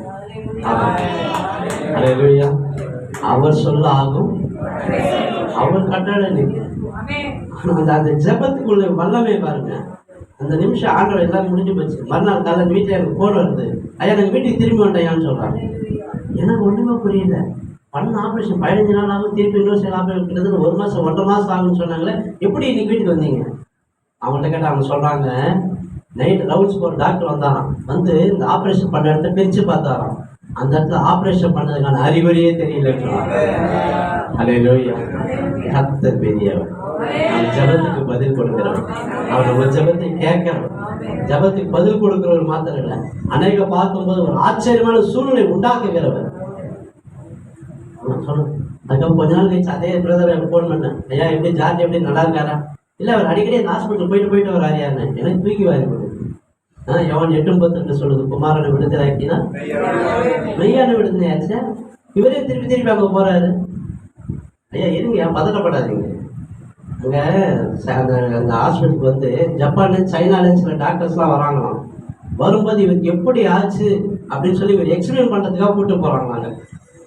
ஆராய்ச்சி பொருளாக நிற்க வச்சுருக்காங்க. நம்முடைய வாழ்க்கை அப்படிதான். அவரை நம்பி அவர்கிட்ட செபிக்கிறோடைய வாழ்க்கையில் இப்போ ஏற்பட்ட காரியங்கள் நடக்கும். ஆச்சரியமாக தான் பார்ப்பாங்க. உலகத்தில் இருக்கிற நமக்கு ஒரு வித்தியாசத்தை தேவன் உண்டு பண்ணுவார். அல்லேலூயா. ஏன்னா வசனம் சொல்லுது, உண்டாக்குவேன், வித்தியாசத்தை காட்டுவேன். ஆண்டவர் சொல்றாரு, உனக்கும் அவங்களுக்கு வித்தியாசம் இருக்கு. இப்ப 1000 பேர் நடுவில் போய் நின்னா கூட அடுத்த நிமிஷம் அவங்க கண்டுபிடிச்சிருவாங்க, இவன் என்னோட மகன், இவன் என்னோட மகன். சொல்லும்படியான ஸ்லாக்கியத்தை தேவனை கொடுக்கும். அப்புறம் சித்தூர்ல ஒரு இடத்துக்கு போனேன். அந்த இடத்துல போய் பஸ்ல இருந்து இறங்கணும் ஒரு மணிக்கு வந்தேன். ஐயா வாங்க என்னாரு. எனக்கு ஒன்றும் புரியல. பஸ்ல இருந்து 50 பேர் இறங்குறோம். எப்படி என்ன அவருக்கு தெரியுது? ஆண்டவர் அடையாளத்தை காட்டுவார், அடையாளத்தை உண்டு பண்ணுவார். அவரோட கூட இருக்கும் இல்லாதவங்க வித்தியாசத்தை உண்டு பண்ணுகிறது. கர்த்தர் பெரிய காரியங்களை செய்கிறவர். அந்த ஜெபத்துக்கு பதில் உள்ளது. மோசே ஜெபிச்சான், அங்க இடத்துல அற்புதம் நடந்தது. அது சாதாரணமான அற்புதம் இல்லை.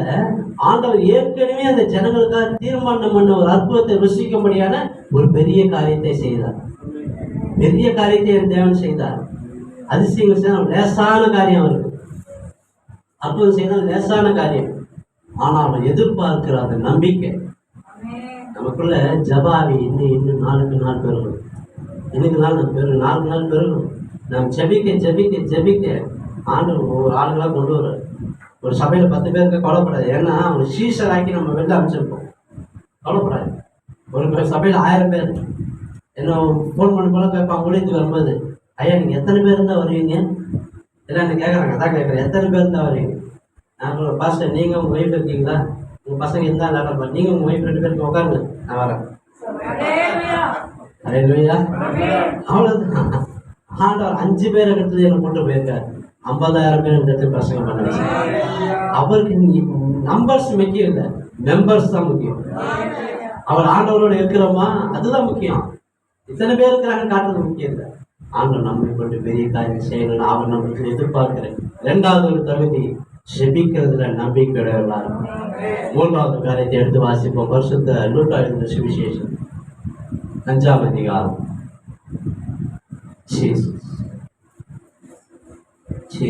மக்கள் 5ஆம் அதிகாரம் முதல் வசனத்தை.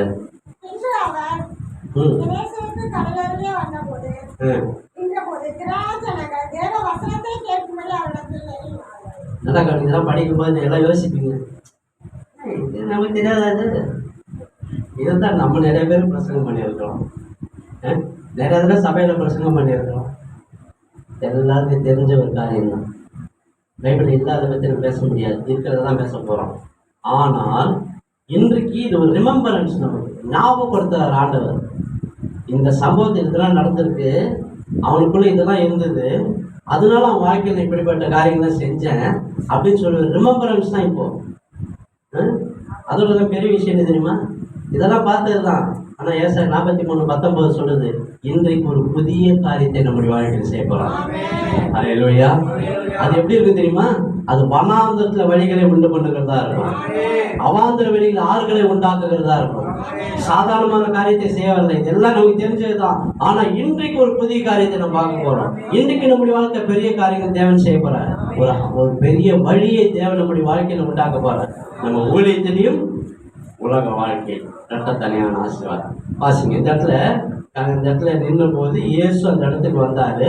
2வது வசனம் சொல்றது, மீன் பிடிக்கிறவர்கள் அந்த வலைகளை படகை விட்டு, நல்லா கவனிக்கும், படகை விட்டு இறங்கி. நான் தூத்துக்குடி பக்கம் நிறைய முறை போயிருக்கேன். அங்கே போகும்போது கன்வென்ஷன்லாம் போகும்போது நிறைய பேர் இந்த பீச்செல்லாம் கூட்டு போயிருக்காங்க போட்லலாம். அப்போ நான் அவங்கள்ட்ட ஃபிஷர்மேன்ட்ட கேட்டிருக்கிறேன், நீங்கள் ஜென்ரலாக எப்போ போவீங்க மீன் பிடிக்கிறதுங்க? அவங்க சொல்லுங்க, ஐயா நான் சாயந்தரம் வேலை கடலுக்குள்ளே போவேயா, வலையெல்லாம் விரிச்சிட்டு உட்காந்துட்டு போயா, விடிய காலையில் வலையை இழுத்துட்டு வருவையா, அப்போ அதில் மீன் சிக்கி இருக்கேன் அப்படின்னு சொன்னாங்க. அப்போ இவங்களோட ரெகுலர் ப்ராசஸ் என்னன்னா, டெய்லி சாயந்தரம் போவாங்க, வலையை விரிச்சிருப்பாங்க, விடிய காலையில் வலையை இழுத்துட்டு வருவாங்க, மீன் சிக்கியிருக்கும். இந்த இடத்துல வேதவசனம் சொல்லுது, மீன் பிடிக்கிறவர்கள் அந்த படகை விட்டு இறங்கின போது இயேசு அந்த இடத்துல போயிருக்காரு. அப்பனா விடிய கால வேலையா இருக்கும், இல்லை மத்தியானமா இருந்திருக்கலாம், இந்த நேரமா இருந்திருக்கலாம். மேக்சிமம் போனால் படகுல போனால் இந்த நேரத்துக்காக வந்துருக்கணும், எப்படியும் மேக்சிமம் இந்த நேரமா இருந்திருக்கலாம். இந்த நேரத்தில் அந்த இடத்துல வலை இழுத்துட்டு வந்தாங்க. அப்போ வலைகளை அலசி கொண்டிருந்தார்கள். இங்கிலீஷ் பைபிள் எடுத்து வாசித்து பார்த்தா எம்டி நெட்டுன்னு எழுதுங்க, ஒன்றுமே சிக்காத ஒரு வலையை அடைச்சிட்டு இருந்திருக்காங்க. அப்போதான் இயேசு அந்த இடத்துல போயிருக்காரு. சரி, ரைட்டு. நெக்ஸ்ட்டு அந்த இடத்துல போனாரு. அங்கே 2 போட்டு நின்றுது. அந்த போட்டில் ஒரு போட்டு பேதுருடையதாக இருந்துச்சு. அவனை கூப்பிட்டாரு, அந்த போட்டை கொஞ்சம் தள்ளி விட சொன்னாரு.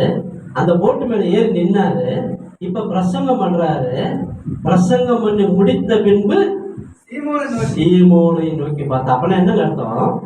அந்த ஆண்டோடைய வார்த்தையை அவன் கேட்டுட்டு இருந்தான்னு அர்த்தம். இந்த சீமோன் யாருன்னு சொல்றாங்கன்னா, அவன் ஜெகஜால கில்லாடின்னு சொல்றாங்க. அதாவது கடல் விஷயங்களை முற்றும் அறிந்தவன். எல்லா விஷயமும் அவனுக்கு தெரியும். கடல்ல இருக்கிற எல்லா விஷயமும் அவனுக்கு தெரியும். அப்பேற்பட்டவன்.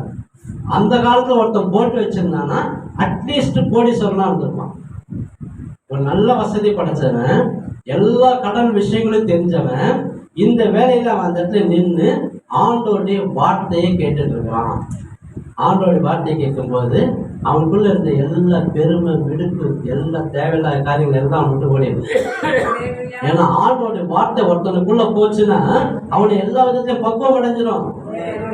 பாஸ்டர் சொன்னார், ஒருத்தர் பிஷப்பா இருக்கலாம், பாஸ்டரா இருக்கலாம், அதுவா இருக்கலாம், மேய்ப்பரா இருக்கலாம், எல்லாம் இருக்கலாம். ஆனா என்ன இருக்கணும்? தாழ்மையுள்ளவன் தேவன் கிருபை கொடுக்கிறார், அவன் உயர்த்துகிறார். அப்போ எப்பயும் அந்த அந்த ஆண்டோடைய வார்த்தை ஒருத்தனுக்குள்ள போகும்போதுதான் ஒரு வார்த்தை அவன் வாழ்க்கையில மாறும், ஒரு மாற்றம் உண்டாகும். ஆண்டோடைய வார்த்தை கேட்டப்பதான் என் வாழ்க்கை மாறிச்சு. எல்லாத்தையும் விட்டு ஆந்திராவுக்கு ஓடி போயிட்டேன். விடிகால வேலை 4:30 மணிக்கு நெல்லூர் ரயில்வே ஸ்டேஷன் அனாத மாதிரி உட்காந்துருக்கேன். அங்க ஆண்டவர் எனக்கு நேரா பேசுறாரு. என்ன பேசுறாரு? நீங்க எதுக்குடா வந்த, இங்க உனக்கு என்ன வேலை, நீ திருப்பி போக, நான் ஆசீர்வதிக்க போறேன். இந்த வார்த்தை திருப்பி திருப்பி ரிப்பீட் ஆகுது. இங்க உனக்கு என்ன வேலை, இங்க உனக்கு என்ன வேலை. அன்னைக்கு அந்த எலியாவை பார்த்து கேட்டது போல அந்த வார்த்தையை கிட்ட கேட்கிற, இங்க உனக்கு என்ன வேலை, திருப்பி போ, அவங்களோட போய் சேர்த்துக்கணும், ஆசீர்வதிக்க. அந்த வார்த்தை எனக்குள்ள வந்ததுக்கு அப்புறம் தான் என் வாழ்க்கையா மாறிச்சு. அந்த வார்த்தை எனக்குள்ள வந்ததுக்கு அப்புறம் தான் எனக்குள்ள எல்லாம் தேவையில்லாத காரியங்கள்லாம்.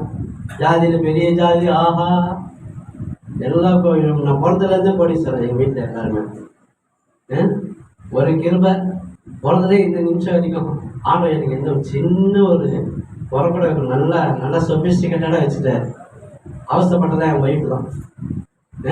படாத பாடுபட்டு நான் அன்னிலே இன்னைக்கு வரைக்கும் நல்ல ஒரு இதுவான வாழ்க்கையை ஆண்டவர் கொடுத்துருக்கிறார். கர்த்தருக்கு ஸ்தோத்திரம்.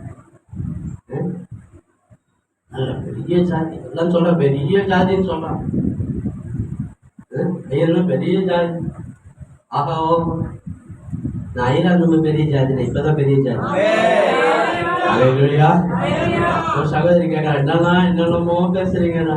ஏமா நான் சொல்லுமா, வேதம் சொல்லுவோம் 4ஆம் அதிகாரம் 7ஆம் வசனம், நம்முடைய தேவனாகிய கர்த்தரை நாம் தொழுது கொள்ளும் போதெல்லாம் அவன் நமக்கு சமீபமா இருக்கிறது போல தேவனை விட சமீபமா பெற்றிருக்கிற வேற பெரிய ஜாதி அவன் தான் என் பெரிய ஜாதி. கர்த்தரோடு இருக்கிறவன் தான் பெரிய ஜாதி. இயேசுவை தொழுது கொள்ளுகிறவன் தான் பெரிய ஜாதி. ஹல்லேலூயா, ஹல்லேலூயா. எல்லாத்திலும் பெரிய மாற்றத்தை உண்டு பண்ணிக்கிறோம். இன்றைக்கு நம்மளுக்கு கொண்டு வந்த கட்டத்தானே அவன் ஆசீர்வாதம். ஊழியத்திலையும் சரி, உலக வாழ்க்கையிலும் கட்டத்தானே ஆசீர்வாதத்தை கொடுக்கறதுக்காக நமக்கு 3வது நம்மளுக்கு எதிர்பார்க்கிற ஒரு நம்பிக்கை, அவருடைய வார்த்தையின் மேல நம்பிக்கை. பேதுருவோட பேசினார். பேதுரு கேட்டான், வார்த்தையை கேட்டான். அவன் வாழ்க்கையில இருந்த எல்லாம், அவனுக்குள்ள இருந்த எல்லா அகப்பாவை எல்லாம் பொறுப்பு, எல்லா பெருமை எல்லாம் அடங்கி போச்சு. இப்ப நின்று பிரசங்க பண்ணுவேன் அப்படியே உத்து பார்க்கறான். அந்த 4ஆம் அதிகாரத்துல வாசிங்க, 4ஆம் வசனத்தை வாசிங்க. 4ஆவது வசனம். போதகம் பண்ணி முடித்த பின்பு சீமோனை நோக்கி ஆழத்துல தள்ளி கொண்டு போய் மீன் பிடிக்கும்படி உங்கள் வலைகளை ஓடுங்கள். நல்ல கவனிங்க, நல்ல விஷயம் தெரிஞ்சவன் விடிய கால இல்லைன்னா இந்த மாதிரி நண்பகல் இந்த வேலையில இயேசு சொல்றாரு, இப்ப ஆழத்துல தள்ளி கொண்டு போய் மீன் பிடிக்கும்படி வலைகளை போடுங்க. அப்ப எல்லாம் தெரிஞ்சவன சொல்லியிருக்கணும், ஆண்டவரே இப்ப போகக்கூடாதப்பா, இப்ப போனா மீன் சிக்காது ஆண்டவரே, இது சாயந்தரம் தான் கடலுக்குள்ள போகணும், நைட் தான் உட்காந்து காத்துட்டு இருக்கணும், விடிகால ஈட்டதான் எல்லாம் வலையில மீன் சிக்கும் ஆண்டவரே. இது நேரம் கிடையாது, எல்லாம் நல்ல நேரம். இன்னைக்கு நான் நிறைய கிறிஸ்தவ கல்யாண பத்திரிகை எல்லாம் பார்க்குறேன். 4 மணிலேருந்து 5:30 மணிக்குள் என்ன அந்த நேரத்துக்குள்ள அதுல ராவு காலம் யமகண்டம். ஒரு தடவை இன்னும் மேல போயிட்டாரு. ஆமா, ராசி எல்லாம் எல்லாம் யோசி. அவன் யோசிக்காம சொன்னதுதான். அவன் நாசி ஒண்ணுமே வேஸ்ட், ஒன்றும் பிரயோஜனமே இல்லை. நல்லா கவனிங்க. ஒரு தடவை மனைவி ஒரு கம்பெனியில் வேலை செஞ்சிருந்தேன். அந்த கம்பெனியில் அவள் அக்கௌண்ட்ஸில் அவள் தான் சீஃப். எல்லாம் அவள் கம்பெனியில் இவன் ஆண்டை ஏற்றுட்டான்னு சொன்னோன்னு எல்லாருக்கும் ஒரு விதமான நல்லா கவனிங்க. நம்மளை எல்லாம் தாய் மகாரமாக தான் பார்ப்போம், எல்லாம் பொறாமையாக தான் பார்ப்போம். ஆண்டை அப்படியே நம்ம வைப்பார். இவன் இப்படி இருக்கான், நான் இப்படி ஆனாலும் எப்படி ஆச்சு, அப்படி இப்படி ஆகிட்டா ஒரே ஆச்சரியமாக பார்ப்பாங்க எல்லாம். அந்த அளவுக்கு ஒரு நம்மை கொண்டு தேவனை பெரிய காரியத்தையும் செஞ்சிருப்பார். அங்க இருக்கிற வேலை செய்யற பியூன் என் மனைவி அப்பப்போ நல்லா வாட்ச் பண்றான், என்ன பண்றாங்க ஏது பண்றாங்க, இவங்களுக்கு இதெல்லாம் நடக்குது. நம்ம ஊந்து உலகம் ஒண்ணுமே இருக்குது, நம்ம தேர்ற கடவுளாம் எதுவுமே செய்யலையே. ஒன்னாவது என் மனைவிட்ட சொன்னான், மேடம் எது செஞ்சாலும் கரெக்டா நல்ல நேரம் பார்த்து தான் செய்யணும். என் முன்னாடி சொல்ல ஆண்ட படைச்சதெல்லாம் நல்ல நேரம் தான், அவன் படைச்சது எல்லாம் நல்ல நேரம், எல்லாமே நல்ல நேரம். இந்த நேரம் அந்த நேரம்லாம் கிடையாது. நீங்க என்ன பாருங்க, எல்லாம் நீங்க என்ன செஞ்சு பாருங்க. ஒரு தடவை சிடிஓ ஆஃபீஸுக்கு போகணும், கரெக்டாக நல்லா ராவு காலம்.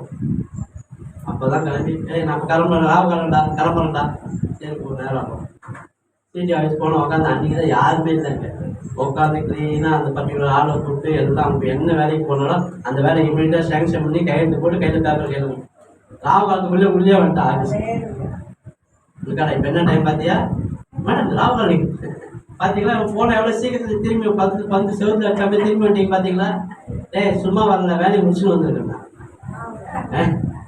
ராவணன் நாங்கள் கல்யாணம் பண்ணிக்கும் போது இவர் சொன்னார ராசி, எனக்கு இந்த ஜாதகத்தை பார்க்காம எதுவுமே செய்ய மாட்டோம். எனக்கு பரணி ஸ்டார், என் ஒய்ஃப்க்கு அனுஷா. நல்லா சரி, இதெல்லாம் என்ன பண்ணுறது சொல்லணும், அதையும் சொல்லலாம். அனுஷ நட்சத்திரம், நான் பரணி நட்சத்திரம். எங்கள் ஜாதகத்தில் பார்த்தீங்கன்னா இந்த பஞ்சாங்கன்னு இருக்கும், அதில் பார்ப்பாங்க அனு பரணி அப்படியே இது அப்படின்னா இது ரெண்டுத்தையும் நீ பொருத்தமே பார்க்க வேணாம். இது ரெண்டு இப்போ கல்யாணம் பண்ணும்போது எங்கள் மாமா தான் ஜோசியர் எல்லாம் பார்த்துட்டு அமோகமாக இருக்கடா, 10 பொருத்தம் இருக்கடான்னு, ஒருத்தருக்கு 8 பொருத்தம் தான் எங்கேயோ, 10 பொருத்தம் இருக்கா, சூப்பராக இருக்கணும், அமோகமாக இருக்கணும் உங்கள் குடும்பம் அப்படின்னு சொல்லிட்டு கல்யாணம் ஆயிடுச்சு.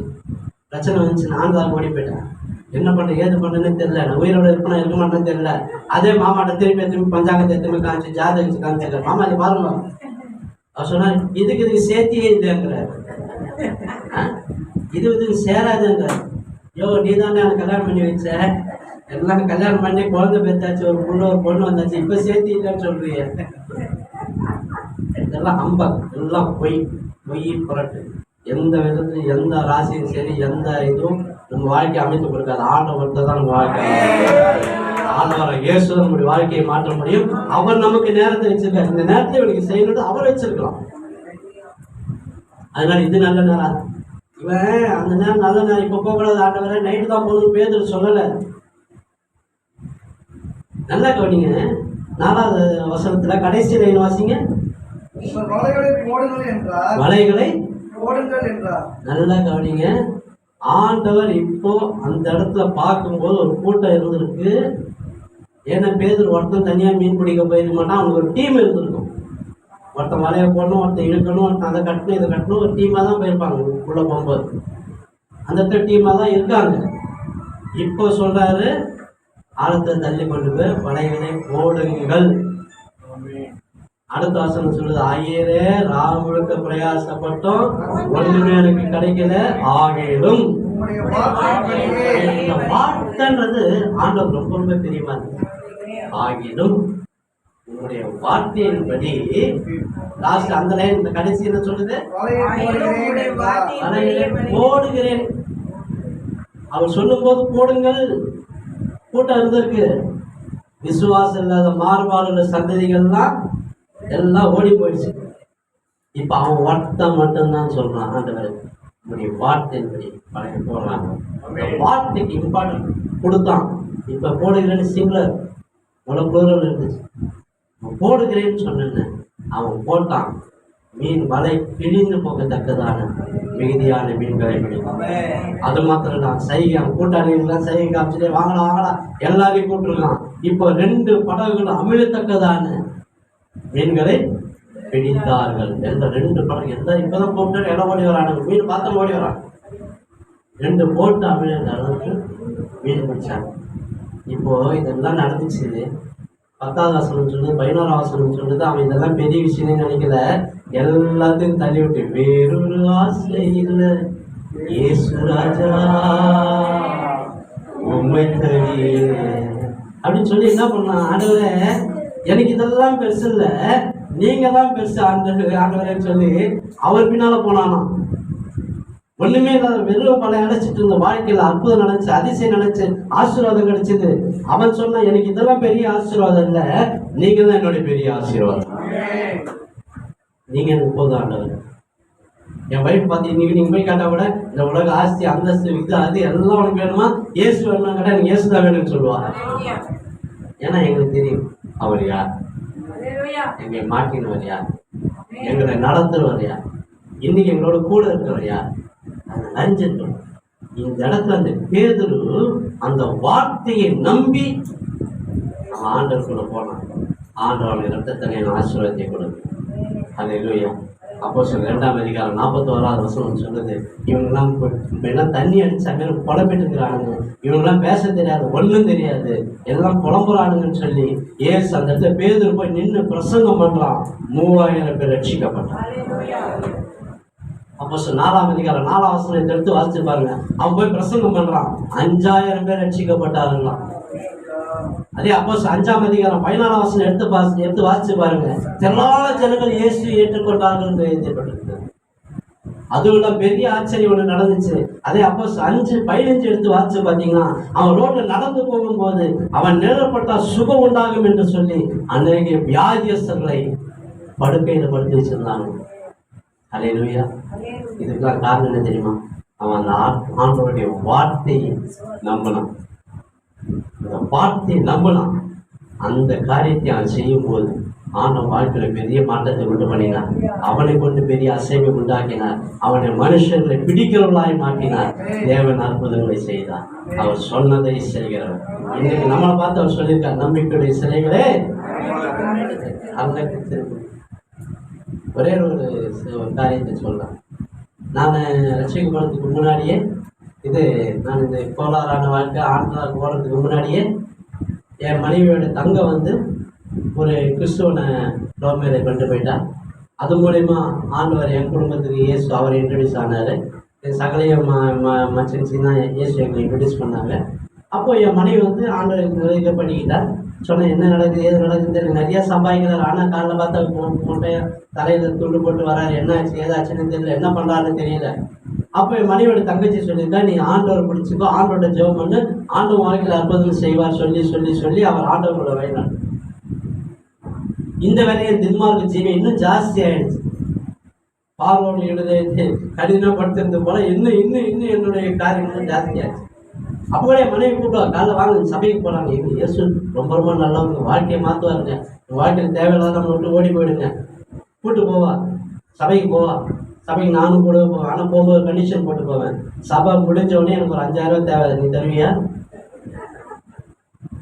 அதே போல் சபைக்கு போவோம், போனோன்னு சபை முடிஞ்சோன்னு 5000 கையில் கொடுப்பா, நான் கிளப்புக்கு கூட அவன் வீட்டுக்கு வந்துடுவோம். இப்படிதான் அநேக காரியங்கள் நடந்தது. அப்போ கூட கிரிமினல் புத்தி, அப்போ கூட இந்த வசனத்தை நல்லா ஸ்ட்ராங்காக படிச்சு நல்லா அதெல்லாம் நல்லா தேவையான வசனம் மட்டும் மைண்ட் ஏறி இருக்கு. காலைல சாயந்தரமா கத்தையா பணம் வச்சுட்டு கிளப்புக்கு போவேன். கிளப்புக்கு போகும்போது காலையில எல்லாம் தோத்துட்டு தலையில துண்டு போட்டு வருவேன். அப்போ கூட என்னம்மா சொல்லிட்டு வருவேன், கர்த்தர் கொடுத்தா கர்த்தர் எடுத்தா. இந்த வசனத்தை கூட என்னுடைய கிரிமினல் லைஃபுக்கு யூஸ் பண்றேன். ஏற்பட்ட காரியம் எல்லாம் வந்துச்சு. இப்போ போன வாரத்தில் ஒரு பாஸ்டர்மாட்ட பேசினேன். அவர் பேசும்போது, ஐயா பெரிய சபை கட்டிங்கன்னு கேள்விப்பட்டேன். ஆமாம்மா, நீங்க வரல அப்படிங்க, கூப்பிட்டா தானே வருது. அவன் சொல்ல, ஏங்க என்ன எப்படி சொல்றீங்க, வேதத்தில் என்ன சொல்லப்பட்டிருக்குது, என்னுடைய வீடு சகல ஜனங்களுக்கும். அப்ப நீங்க வரணும் இல்லை? எப்படி பாருங்க, வார்த்தை எப்படி நமக்கு சாதகமா எடுத்துக்கிறோம். ஆண்டோடைய வார்த்தை சாதாரணமானது, நம்முடைய வாழ்க்கையில் அற்புதங்களை கொள்வார், அதிசயங்களை செய்யக்கூடிய எல்லாவற்றுக்கும் நம்மோடு கூட இருந்து நம்மை நடத்தும். வார்த்தை தான் நமக்கு பாதைகளுக்கு வெளிச்சம், அதுதான் தீபம், வழியை காமிக்கும். இந்த வார்த்தையை பிடிச்சு கொள்வோம். இன்னைக்கு ஆண்டவன் கொடுத்துருக்கிற வார்த்தை, நம்பிக்கையோட சிறைகளை ரிட்டர்ன் வாங்க, அவர்கிட்ட வாங்க. இவரெல்லாம் அங்கங்கே சுற்றி எங்கேயோ போயிருந்திருப்போம், எல்லாம் பரவாயில்ல, எல்லாத்தையும் தீக்கு போட்டு திரும்பி வாங்க, சபையில் உட்காருங்க, அவர் மேலே நல்ல விசுவாசமாக இருங்க, நல்லா செபிங்க, அவருடைய வார்த்தைக்கு இம்பார்ட்டன்ஸ் கொடுங்க. அந்த நம்பிக்கைக்கு பலனாய் தேவன் இரட்டத்தனையான ஆசீர்வாதத்தை கொடுப்போம். ஆமென். நம்மளை எதிர்க்கலாம், ஆண்டவருடைய சமுத்திரம் கொடுப்போம். தேவன் பெரிய காரியங்களை செய்யுங்க. ஹல்லேலூயா, ஹல்லேலூயா, ஹல்லேலூயா. Thank you Jesus. உமக்கு நன்றி, உமக்கு நன்றி, உமக்கு நன்றி, உமக்கு நன்றி அப்பா, உமக்கு நன்றி, உமக்கு நன்றி, உமக்கு நன்றி. எல்லாம் ஆண்டோட திரும்புவோம். நல்ல நம்பிக்கையுடைய சிலைகள் எல்லாம் அவனுக்கு திரும்பலாம், அவனுக்கு திரும்பலாம். ஹல்லேலூயா. கர்த்தாவே, இவ்வளோ நாள் என் வாழ்க்கையில் எல்லா காரியங்களையும் நீ மாற்றினதுக்காக ஸ்தோத்திரம் சொல்லுங்க, எல்லாத்தையும் மாற்றினதுக்காக ஸ்தோத்திரம்னு சொல்லுங்க. அவர் நம்மளுக்கு எதிர்பார்க்கறா ஒரு பாசிட்டிவான அப்ரோச் எதிர்பார்க்கிறார். நம்முடைய வாழ்க்கையில் தேவன் செய்ய போற காரியங்களாம் அலாதி, நாம் அவர்கிட்ட வச்சுட்டுதான் கொஞ்சம், ஆனா நமக்கு அவர் செய்ய நினைக்கிறதா பெருசு, எல்லாம் பெருசா செய்யணும்னு எதிர்பார்க்கிறார். சாதாரணமானது எல்லாத்துக்கும் எல்லாமானவர், எல்லாமானவர், எல்லாத்துக்கும் எல்லாமானவர். ஒரு ஊர்ல பாடுன்னு ஒரு நிலை, ஒரு குக்கிராமத்துல அந்த இடத்துல போகும்போது ஒரு சபையை ஒருத்தர் கட்டுறாரு, ஒரு பாஸ்டர் கட்டுறாரு, ஒரு 1000 பேர் உட்கார்ற அளவுக்கு. எனக்கு தெரிஞ்சு அந்த குடும்பம் அந்த ஊர்லயே கிட்டத்தட்ட 300 குடும்பத்துக்கு மேல இல்லை. அந்த பாஸ்டர்கிட்ட கேட்டேன், இவ்வளவு பெரிய ஆலயம் கட்டிங்களே ஐயா, இங்க இருக்கிற ஜனங்களை கொண்டு வர, சுத்தி இருக்கிற ஜனத்தை கொண்டு வரும். ஹல்லேலூயா. அவருடைய விசுவாசம் எப்படி இருப்பாருங்க, ஆண்டவர் இப்பேற்பட்ட காரியத்தை நம்மிடத்துல எதிர்பார்க்கிறார், இப்பேற்பட்ட ஒரு பாசிட்டிவான அப்ரோச்சை தேவன் நம்மிடத்துல எதிர்பார்க்கிறார். இன்னைக்கு அவர் நம்மிடத்துல எதிர்பார்க்கிற 3 விதமான காரியத்தை குறித்து நாம் பார்த்தோம். அன்றைக்கு ஆபிரகாமுக்குள்ள இருந்தது போல விசுவாசத்தின் மேல் நம்பிக்கை, அன்றைக்கு அந்த மோசேக்குள்ள இருந்தது போல ஜெபத்தின் மேல நம்பிக்கை, இன்றைக்கு அன்றைக்கு பேதுருக்குள்ள இருந்த அந்த வார்த்தை மேல இருந்த நம்பிக்கை. தேவன் இந்த 3 நம்பிக்கை நம்மிடத்தில் எதிர்பார்க்கிறார். அந்த நம்பிக்கையுடையவர்களாய் அவருடைய கருத்துக்களை ஒப்பு கொடுப்போம், அவருடைய கருத்துக்களை ஓடி வருவோம். கர்த்தர் நம்மை கொண்டு பெரிய காரியங்களை செய்யட்டும், பார்க்கறவங்க ஆச்சரியமா பார்க்கட்டும். ஊழியத்தில் இருக்கிற ஆசீர்வாதத்தை ஆண்டவர் அபிவிருத்தி பண்ணட்டும். அநேகருக்குள்ள தேவன் நம்மை கொண்டு அநேகரை ஆசீர்வதிக்கும்படியான ஒரு பெரிய ஸ்லாகியத்தை தேவன் நமக்கு கொடுக்கட்டும்.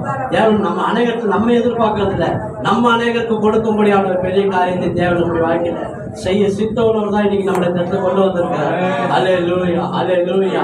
உமக்கு நன்றி ஆண்டவரே சொல்லுங்க. கர்த்தாவே, உமக்கு நன்றி ஆண்டவரே சொல்லுங்க. கர்த்தர் நம்மை கொண்டு பெரிய காரியங்கள் செய்ய சித்தவனவர், அவர் பெரிய அசைவை உண்டாக்க விரும்புகிறவர்.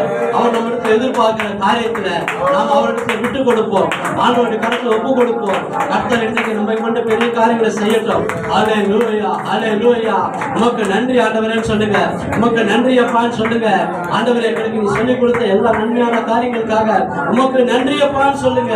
நீங்க நன்றி நன்றி நன்றி நன்றின்னு சொல்லும் போது அவருடைய வல்லமையின் கரம் உங்களுக்குள்ள இறங்கி வரும். அவருடைய மகிமை உங்களுக்குள்ள இறங்கி வரும். அவர் கிருபை உங்களுக்குள்ள இறங்கி வரும். அவருடைய அபிஷேகம் உங்களை நிரப்பும். தேவனை கொண்டு பெரிய காரியங்களை செய்ய சித்த உள்ளவர். ஹல்லேலூயா, ஹல்லேலூயா. ஓ ரபா கபா ஷபா ரபா ரபா, ஓ ரபா கபா ஷபா ரபா. ஓ உமக்கு நன்றி அப்பா, உமக்கு நன்றி ஆண்டவரே, உமக்கு நன்றி இயேசுவே, உமக்கு நன்றி ஆண்டவரே. ஓ இந்த வல்லமை எங்களுக்கு பத்தாதப்பா, இந்த கிருபை எங்களுக்கு பத்தாத ஆண்டவரே, இந்த அபிஷேகங்களுக்கு பத்தாத ஆண்டவரே. இன்னுமா இன்னுமா இன்னுமா ஆண்டவரே, அநேகர்களை எங்களை கொண்டு போகும்படியான ஒரு பெரிய ஸ்லாகியத்தை எங்கள் வாழ்க்கையில் நீ உண்டு பண்ணுவீராக. ஆண்டவரே, எங்களை கொண்டு நீ செய்ய நினைக்கிற பெரிய காரியங்களை பெருசப்பா, உன்னுடைய திட்டம் பெருசு ஆண்டவரே. அதை கேட்டபடி எங்களை அழகாக வாழ்கிற குயவன் இயேசு. ஓ எங்கள் மத்தியில் இருக்கிறதுக்காக உமக்கு நன்றி, உமக்கு நன்றி, உமக்கு நன்றி, உமக்கு நன்றி அப்பா, உமக்கு நன்றி, உமக்கு நன்றி. அந்த விசுவாசத்தின் ஆவி பெருகட்டும் ஆண்டவரே, அந்த ஜெபிக்கிற ஆவி பெருகட்டும், அந்த வார்த்தையின் மேல இருக்கிற நம்பிக்கை பெருகட்டும். இன்னுமா ஆண்டவரே, இன்னுமா நம்ம கிட்டு சேர, இன்னுமா உமக்குள்ள வாழ, இன்னுமா உமக்காக ஓட எங்களுக்கு கிருபை கொடுப்பீராக, எங்களுக்கு பலனை கொடுப்பீராக, எங்களுக்கு திடனை கொடுப்பீராக. அதை கேட்டு ஒவ்வொரு வாழ்க்கை ஆண்டவரே நீ பொறுப்பெடுக்க முடியாது ஜெபிக்கிற. ஹல்லேலூயா. இன்றைக்கு வந்து நல்லதுன்னு சொல்லட்டப்பா, இன்றைக்கு உங்களுடைய வார்த்தை கேட்டது நல்லதுன்னு சொல்லட்ட ஆண்டவரே. அநேகருக்குள்ள பெரிய மாற்றத்தை நீ உண்டு பண்ணுகிறதுக்காக ஸ்தோத்திரம். Thank you Jesus. Thank you my Lord.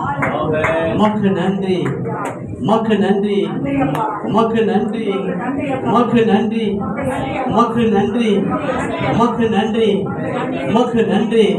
ஓ கர்த்தருடைய கரத்துல நீட்டப்பட்டிருக்கிறத நான் பார்க்கிறேன்.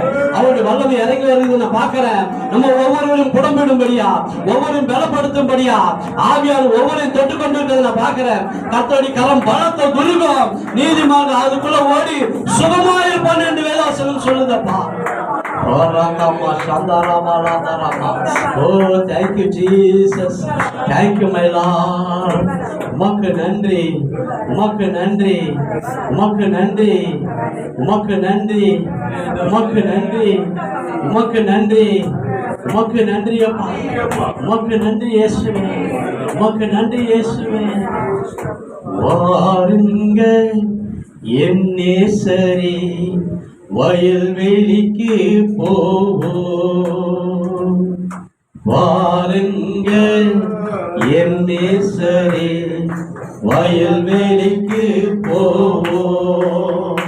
அங்கு என் நேசத்தின் உச்சிரங்களை உமக்கு கனியை கொடுப்பேன். அங்கு என் நேசத்தின் உச்சிரங்களை உமக்கு கனியை கொடுப்பேன். வாருங்க என் நேசரே, வயல்வெளிக்கு போவோம்.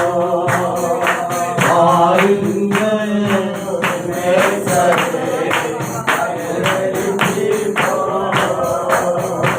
அங்கு என் நேசத்தின் உச்சிரங்களை உனக்கு கனியை கொடுப்பேன். அங்கு என் நேசத்தின் உமக்கு கனியை கொடுப்பேன். பாருங்க என் நேசரே, வயல்வெளிக்கு போவோம். அறுவடை மிகுதி, ஆட்களோ கொஞ்சம். தேவன் நம்மை கொண்டு பெரிய காரியங்களை செய்து வளரும். இன்றைக்கு நமக்கு அவர் நம்ம பார்த்து ஒரு காரியங்களை கொடுத்துருக்கார், ஒரு அழைப்பை விடுத்திருக்கிறார். நம்பிக்கையுடைய சிறைகள் அரணுக்கு திரும்புங்க, ரெட்டிப்பான நன்மையை இன்றைக்கே தருவேன் என்று வாக்கு கொடுத்தவர் உண்மையுள்ளவர், வாக்கு மாறாது, எல்லாவற்றுக்கும் எல்லாமானவர், எல்லாவற்றையும் செய்ய வல்லமையுடையவர், சர்வ வல்ல தேவன். ஆமென், ஆமென். எல்லாரும் கரங்களை தட்டி கர்த்தரை ஸ்தோத்திரம் பண்ணுவோம். ஹல்லேலூயா. சத்தமாய் ஸ்தோத்திரிப்போம். ஸ்தோத்திரம், ஸ்தோத்திரம், ஸ்தோத்திரம், ஸ்தோத்திரம், ஸ்தோத்திரம். ஆமென். உட்காருங்க. ஒரே 2 நிமிஷம் நம்ம முடிச்சிட்டு உடனே சாப்பாட்டுக்கு போகிறோம். கர்த்தருக்கு ஸ்தோத்திரம். நம்மளுடைய நேரமெல்லாம் முடிந்து விட்டது. ஆமென். ஹல்லேலூயா சொல்லுவோம். என்னெல்லாம் இல்லை? பிள்ளை இல்லை, அடுத்து தண்ணீர் இல்லை, அடுத்து மீன் இல்லை. 3 இல்லை. 3 இல்லைய கர்த்தர் என்ன செய்தார்? இல்லாதவைகளை இருக்கிறது போல அழைக்கிற தேவன் டபுளாய் கொடுத்தார். ஹalleluya. ஆமா, பிள்ளைய கொடுத்தார், 2க்கு மேலதான் கொடுத்தார். தண்ணீர் 2 மடங்கு கொடுத்தார். அவர்கள் குடித்து தீர் மட்டும் 2 மடங்கு கொடுத்தார். மீன் 2 படகு கொடுத்தார். ஹalleluya. எத்தனை பேருக்கு சந்தோஷம்? இது ஒரு தீர்க்க தரிசனம். ஒரு வாழ்க்கையில் ஆண்டவர் செய்ய போறத சொல்றார். உங்களுக்கு இல்ல, ஆனா கர்த்தர் தரப்போகிறார். ஆண்டவர் அற்புதம் செய்ய போகிறார். சபை கட்டுறதுக்கு பணம் இல்ல, ஆனா பணம் கர்த்தர் தருவார். வீட்டை கட்டுவதற்கு பணம் இல்ல, பணத்தை கர்த்தர் தருவார். இல்லாததை கர்த்தர் உண்டாக்க போகிறார். அதுதான் தீர்க்க தரிசனமா வந்துச்சு. 1 மடங்கு அல்ல, 2 மடங்கு தர போகிறார். எல்லாரும் கரந்தடி கர்த்தரை மகிமைப்படுத்துவோமா? ஹalleluya. விசுவாசத்தோடு இந்த சத்தத்தை